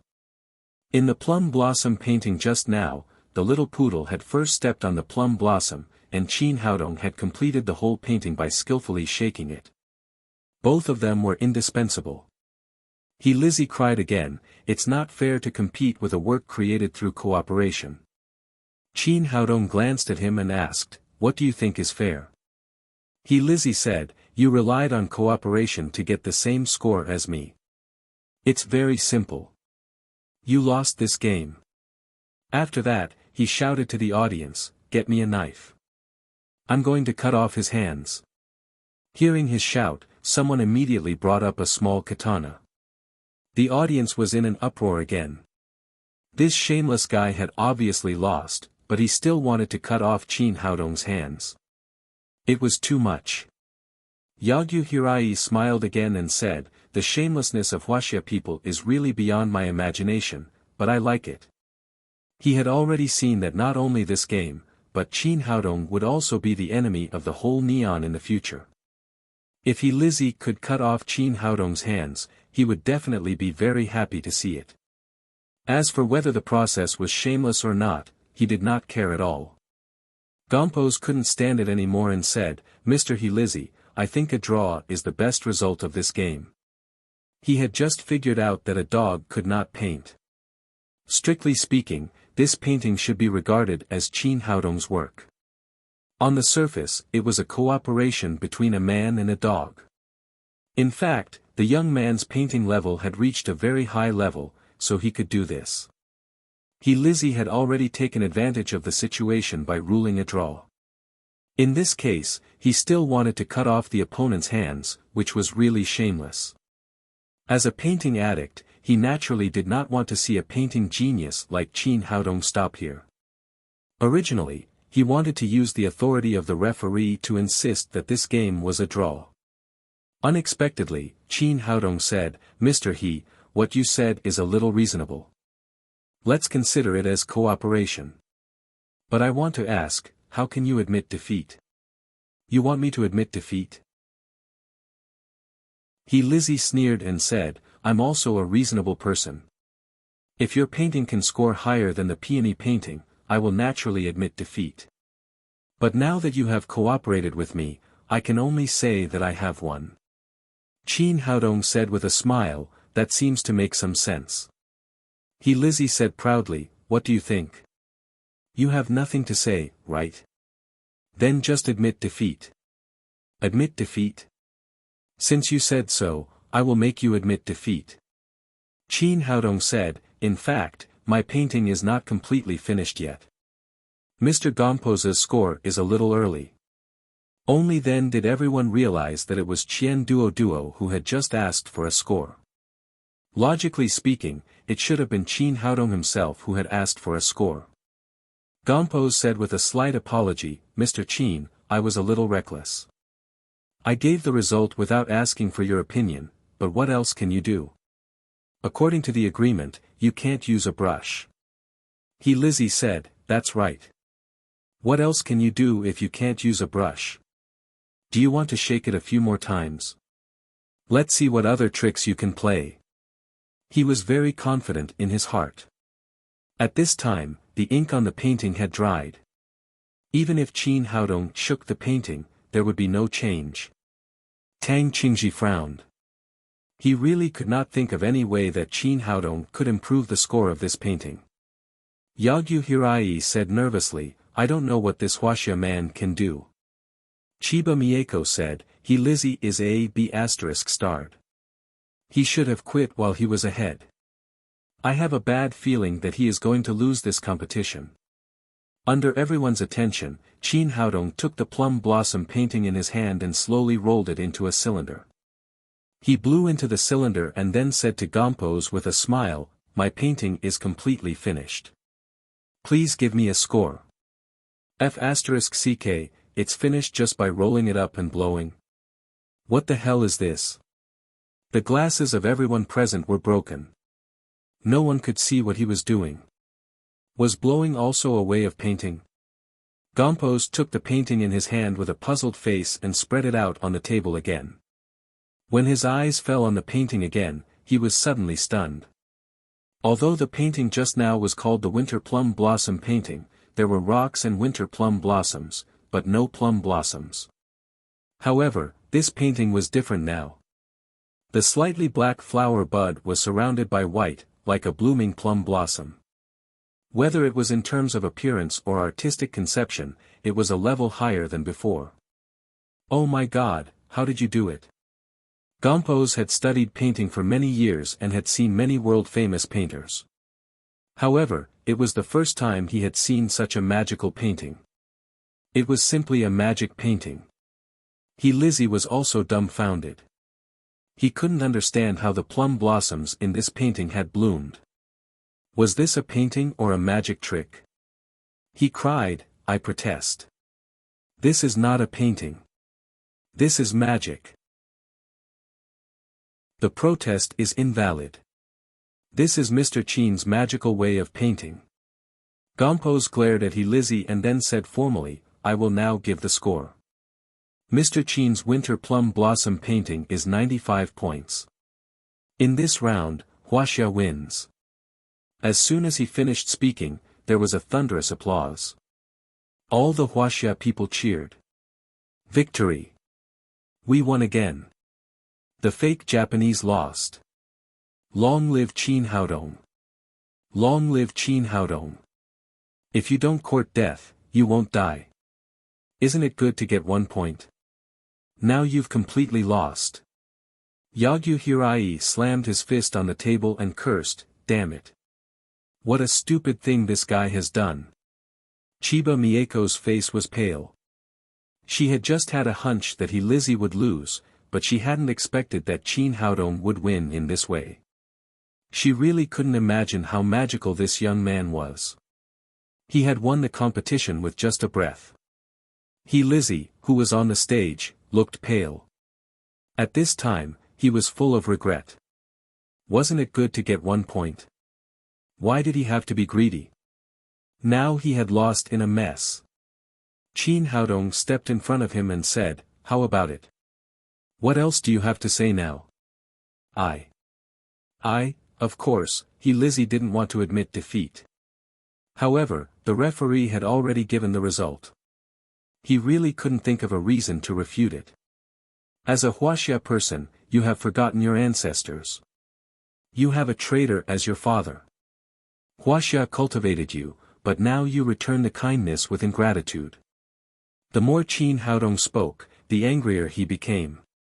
His voice became sharper and sharper. Finally, he said coldly, since you have lost, hand over your hands. Don't touch Wuxia's traditional painting ever again. Dr. Qin is right. Hand over your hands.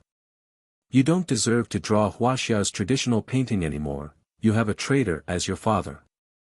You have forgotten your ancestors. You are a despicable man. You deserve it. The audience below the stage was agitated. They already hated this despicable traitor in front of them.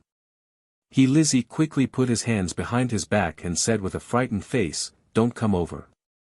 I'm telling you, this is a legal society. I am a neon person now. If you cut off my hands, it will cause international disputes. Don't worry, I won't cut off your hands. It will be too bloody in front of so many people. After that, he patted Lizzie's shoulder gently with an amiable expression. Lizzie breathed a sigh of relief. This toy boy's words were fierce, but he was still afraid of his identity. Wuxia people were still afraid of neon people. Chapter 268. He wanted to raise his hand to wipe the cold sweat off his forehead, but he was horrified to find that he couldn't move his hands. He couldn't even lift them. Bastard, what did you do to me? Why can't my hands move all of a sudden? Lizzie screamed with a horrified expression. As a painter, he knew the importance of his hands. Without them, he would be no different from a good-for-nothing. I don't know. Everyone is watching.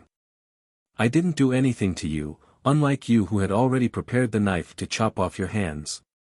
Qin Haodong smiled more brightly and continued, but I'm a doctor.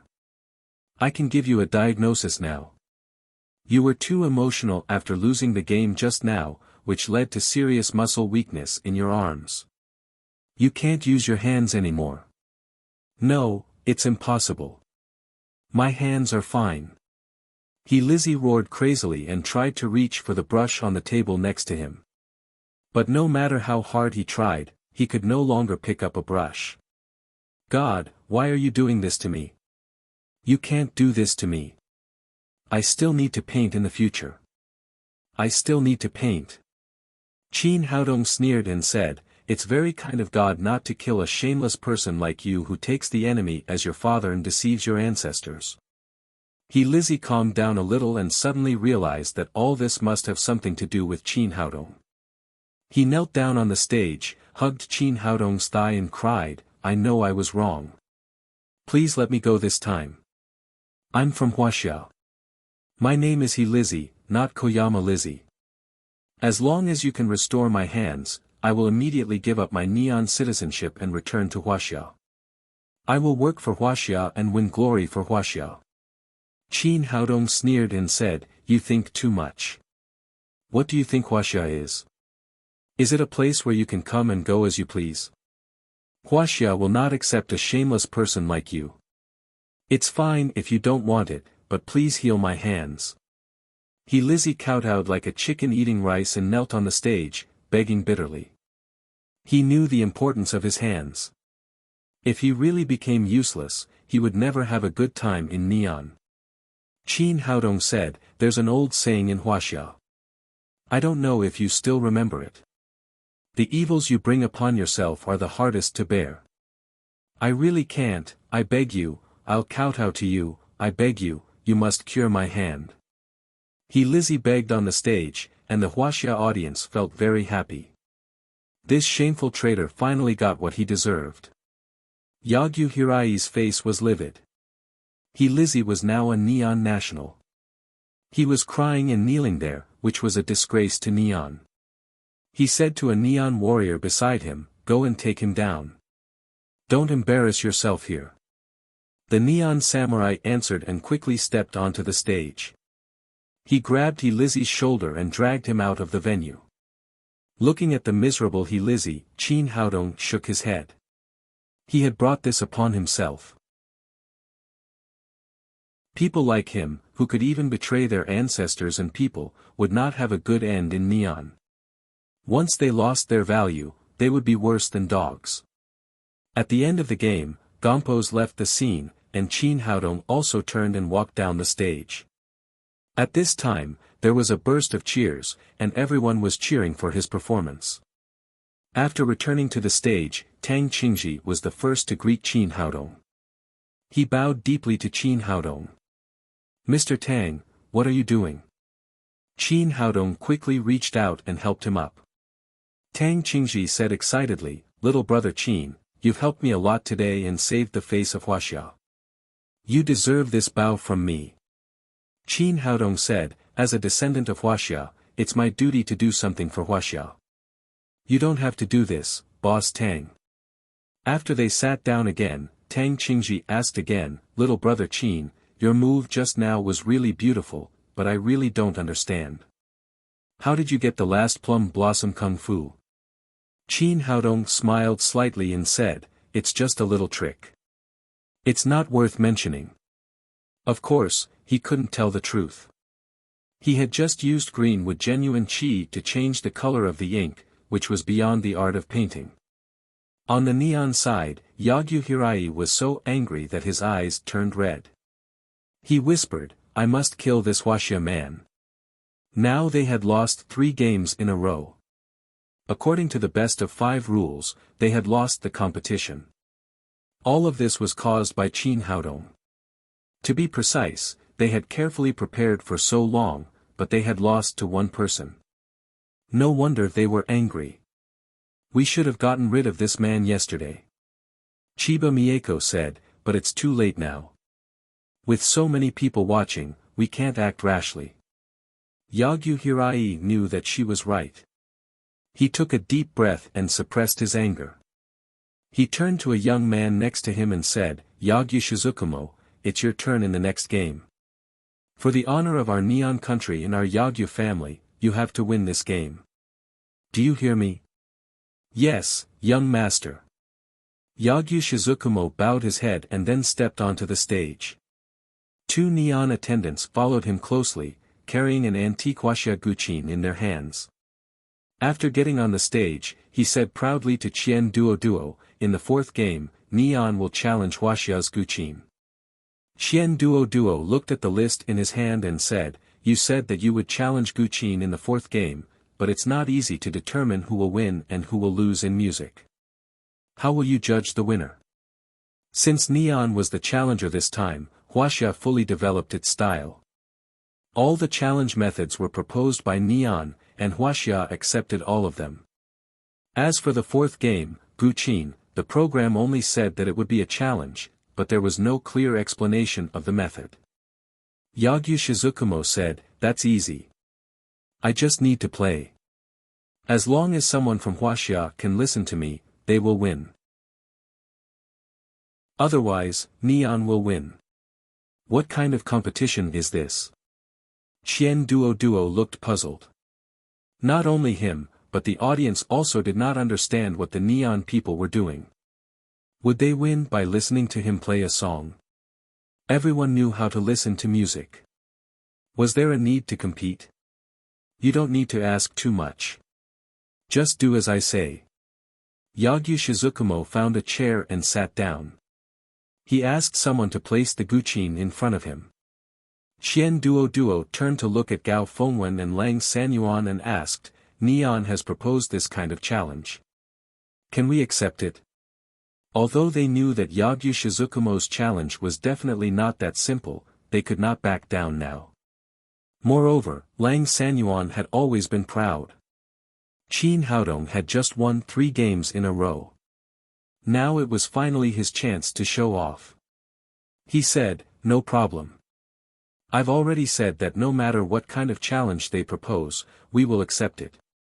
Gao Fengwen did not know anything about music. Since Lang Sanyuan had agreed, he naturally could not say anything more. Lang Sanyuan said again, "I don't need to deal with this level of players in person. My disciple can do it." He turned to a young man in his 20s and said, "Li Mu, you go." "Yes, teacher." Li Mu stepped onto the stage and sat opposite Yagyu Shizukumo. Yagyu Hirai and Chiba Mieko secretly breathed a sigh of relief when they saw that it was not Qin Haodong. They were now faintly afraid of this young man. They had just lost 3 games in a row to Qin Haodong. They were really afraid that he would go on the stage again this time. On the stage, Yagyu Shizukumo glanced at Li Mu and said, "Wuxia man, are you ready?" Li Mu said, "We can start at any time." At this time, he was extremely confused. He had been learning the guqin from Lang Sanyuan since he was 5 years old. Now, he could be regarded as a small success. He did not understand why the Neon would ask him to listen to music. Yagyu Shizukumo sneered. His slender fingers gently plucked the guqin. The clear sound of the guqin immediately rang out. The sound seemed to come from the depths of ancient times, piercing people's hearts. An expert could tell whether he was good or not. Although everyone did not like the Neon people, they had to admit that Yagyu Shizukumo played the guqin really well. He was playing the famous Wuxia song, High Mountain and Running Water. As his fingers moved, the clear sound flowed out, making everyone present feel as if they were in the middle of mountains and rivers. Some people even closed their eyes and were fascinated. This neon man had a deep attainment. Lang Sanyuan was a master of the Guqin, so he immediately heard that Yagyu Shizukumo's level was not lower than his. Fortunately, this guy did not propose to compete with him. Otherwise, he would not be sure of winning. In contrast, listening to music was much easier. This kind of song could be listened to for 3 days and 3 nights without any problem. While he was secretly rejoicing on this side, Li Mu knew his own suffering. This song of high mountains and flowing water was no different to other people's ears. It brought a kind of extremely comfortable enjoyment, but to his ears, it was a kind of torture. Since the music sounded, Li Mu felt that his blood was boiling and rushing to his head. What's going on? He had never encountered such a situation after playing music for so long. He suddenly panicked and tried to control his body, but he could not. A lot of blood rushed to his head, making his face redder and redder.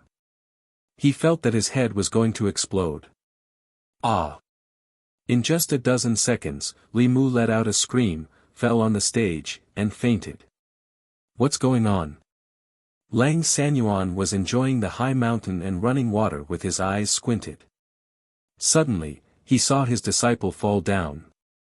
He was shocked. Qin Haodong's pupils suddenly shrank. He had already understood what Yagyu Shizukumo was playing. This neon man actually knew the killing skill of sound. The so-called killing skill of sound was to change the human body's function through music, and it could even kill people invisibly. Fortunately, the neon man's attainment was not too high. Otherwise, Li Mu would have been dead. At this time, the medical staff immediately rushed to the stage and carried Li Mu down. Gao Fengwen was also somewhat confused. Li Mu looked healthy. Why did he suddenly fall down? He said to Qin Haodong, "Dr. Qin, what's going on?" Yagyu Shizukumo, who was on the stage, showed a trace of pride and said to the audience, "You Wuxia people are really sick men of East Asia. You're too weak to even listen to a song. There are 2 more chances. Who's next?" The audience suddenly boiled up. Wuxia people hated the words, "sick men of East Asia," the most. Modern Wuxia was no longer the weak country it used to be. They could no longer bear the humiliation brought by these words. "Neon man, you're shameless. Have you forgotten that you've lost 3 games in a row? Don't be complacent, Neon man. You're bound to lose this game. President Lang, teach this neon man a lesson. Let him see who is the sick man of East Asia." Lang Sanyuan was not a warrior, nor did he know the killing skill of sound. At this time, he did not understand what Yagyu Shizukumo was playing. However, when he saw many people shouting his name, he could only bite the bullet and go on the stage. Chapter 269. Although Lang Sanyuan was arrogant, he did have great attainments in music. He had been elected as the president of the Jiangnan Music Society by virtue of his ability. However, this did not help him in his current predicament. The killing skill of sound used by Yagyu Shizukumo had nothing to do with whether the opponent understood music or not, unless the opponent also knew the killing skill of sound. This was completely out of the scope of music. That was to say, it was not an exchange between Chinese zither, but a Japanese warrior attacking ordinary people. This move was extremely sinister. This was the backup tactic that Yagyu Hirai had come up with. He had originally thought that the first 3 games would be enough to defeat Wuxia, and the killing skill of sound would not be used at all. He had not expected that Qin Haodong would appear out of nowhere and completely destroy their plan. He had no choice but to send Yagyu Shizukumo, hoping that the killing skill of sound could help Neon save some face. Qin Haodong felt Li Mu's pulse. The injury was not too serious, but the killing skill of sound had disturbed his blood. He injected green with genuine qi into Li Mu's body and combed him from head to toe. After his blood returned to normal, Li Mu quickly opened his eyes and stood up from the ground. He quickly said, "There is something wrong with the Japanese zither. I feel like my head is going to explode after listening to it." As soon as he finished speaking, he heard another thud on the stage. Lang Sanyuan also fell to the ground. As a teacher, he only lasted a few seconds longer than Li Mu. Immediately, another medical staff carried Lang Sanyuan off the stage. This time, Gao Fengwen did not speak. Qin Haodong reached out and patted him on the chest a few times, using greenwood genuine qi to wake him up. After getting up from the ground, Lang Sanyuan's face was red. He looked at Qin Haodong and said awkwardly, "I'm sorry. I've lost face for Wuxia." Qin Haodong did not care about his previous rudeness and said, "It has nothing to do with you. This is not a fair game at all." Gao Fengwen asked, "Dr. Qin, what's going on? Why did you faint after listening to an ancient song? And we have no problem." The killing skill of sound was really difficult to explain. Qin Haodong said, "It's very complicated. I'll go up and kill the Japanese." After winning 2 games in a row, Yagyu Shizukumo said proudly, "You are really the sick man of East Asia. You have one last chance. Who dares to come up? Allow me." Then he picked up the teacup on the table, walked slowly to the stage, and sat opposite Yagyu Shizukumo. "That damn bastard, why is he here again?" Yagyu Hirai gritted his teeth when he saw Qin Haodong. Chiba Mieko said, "Don't worry. The killing skill of sound is a secret skill that has been lost for many years in Wuxia. Yagyu Shizukumo learned it by chance. It's probably useless even if he comes up."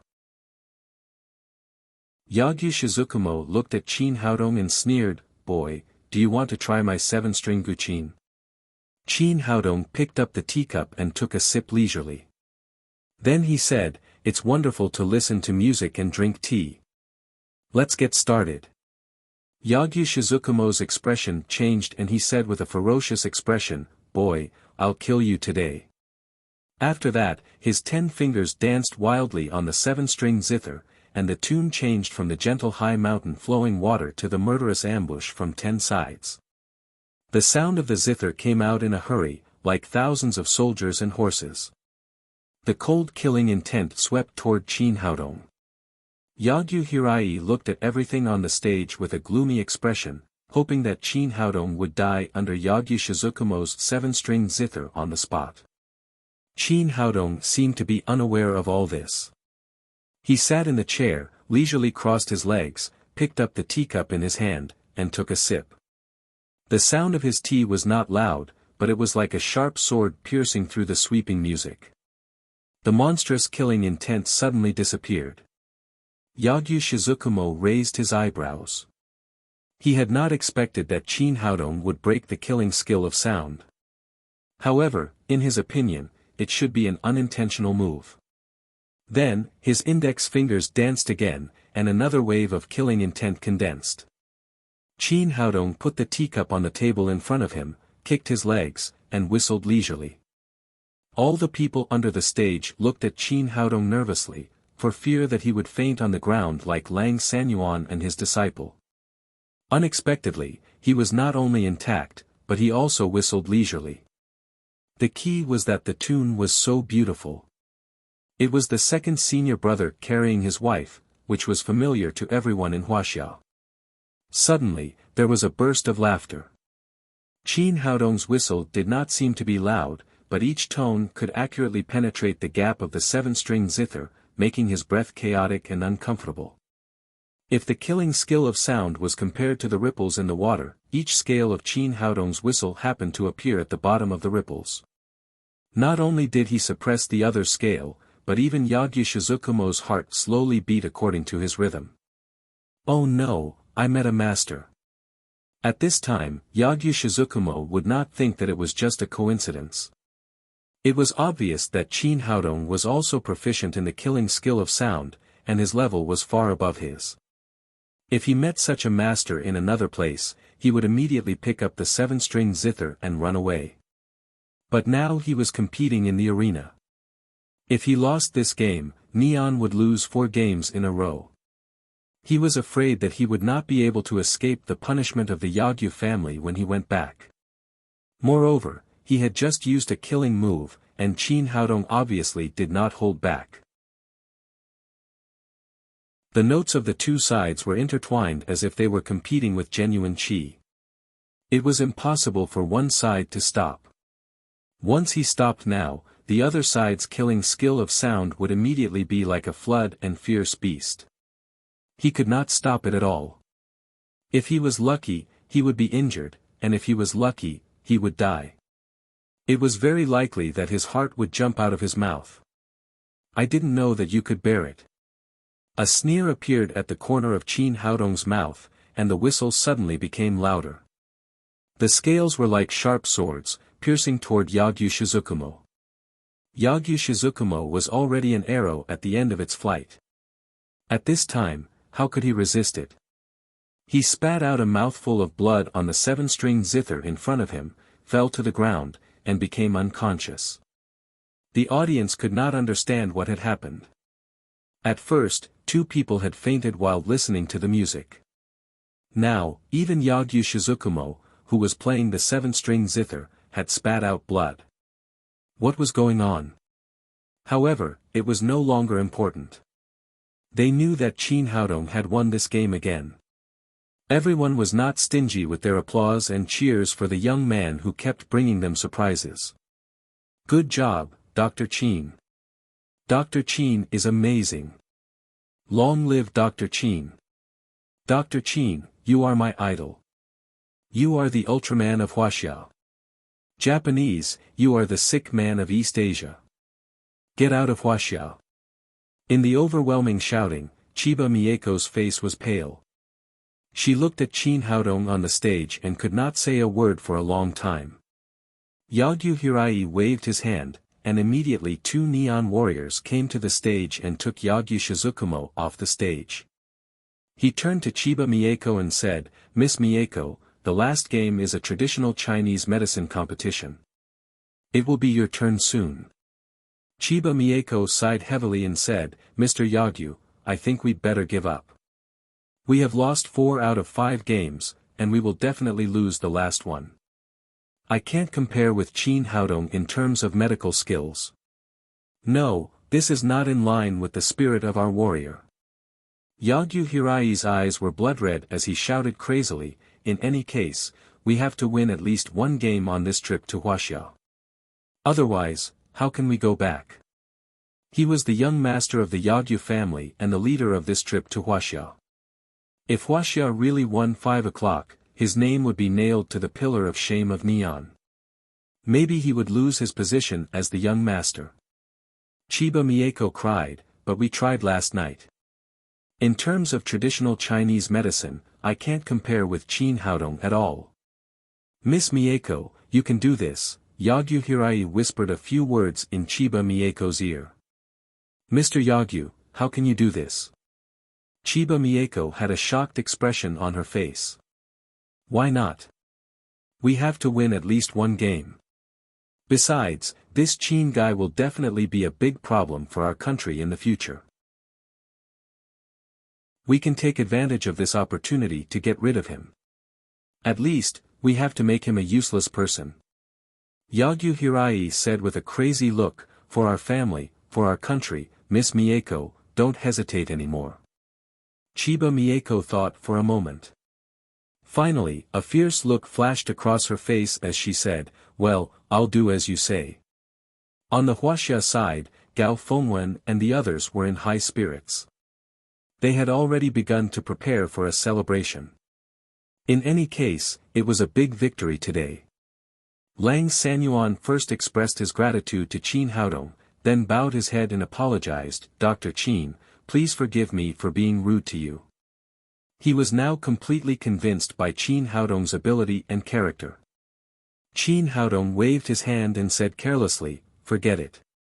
It's all in the past. Let's prepare for the next game. At this time, Xian Duo, who was on the stage, shouted, next is the last game. Representatives of both sides, please come on stage. Gao Fengwen said, Dr. Qin, let me try this game. If I can't do it, you can do it. Qin Haodong nodded with a smile. He didn't want to be in the limelight and become a cockroach. Besides, Gao Fengwen's medical skills should be able to win this game. After all, traditional Chinese medicine was Huaxia's traditional Chinese medicine. Even a skinny camel was bigger than a horse. Mr. Gao, I'll be your assistant. Qin Haodong followed Gao Fengwen to the stage. However, he stood at the back and did not represent Huaxia. On the neon side, only Chiba Mieko was on the stage. Unlike before, she had changed out of her kimono and into a neon samurai suit with a long neon sword at her waist. Qin Haodong frowned slightly. Chiba Mieko didn't look like a competition of medical skills. It looked more like a competition of martial arts. After both sides went on stage, Gao Fengwen said in high spirits, Miss Chiba, what do you want to compete with? Acupuncture, massage, bone setting, cupping, decoction, as long as you mention it, I'll accept it. I don't want to compete with any of these. Chiba Mieko pulled out the neon sword at her waist and said, I want to challenge your martial arts. Gao Fengwen looked confused and said, Miss Chiba, are you sure you're not mistaken? We're competing in traditional Chinese medicine. Why are you competing in martial arts? Qian Duo said angrily, are you serious? It's a cultural exchange, and it was arranged to compete in traditional Chinese medicine. Why did it suddenly change to martial arts? If you want to compete in martial arts, go to the Shaolin Temple or Wudang Mountain in Huaxia. Let's see if they can kill you. What's the point of competing in martial arts with traditional Chinese medicine? Can you guys be any more shameless? The audience didn't expect foreigners to do this. They all shouted, go to the Shaolin Temple to challenge martial arts. I guarantee that you'll be beaten so badly that even your mother won't recognize you. Shameless Neon, why don't you go to the nursing home to challenge the martial arts of Huaxia? You'll have a better chance of winning. You're too shameless. If you can't win, just admit defeat and get out of Huaxia. You're tuning into the Han Li's Wuxia Chronicles YouTube channel. We're so grateful for your support, and don't forget to subscribe to join us on this incredible journey through captivating stories. Your generosity through donations truly makes a world of difference, as it's the primary source of revenue that allows me to expand and enhance this channel for you. Thank you from the bottom of my heart for being a part of this adventure.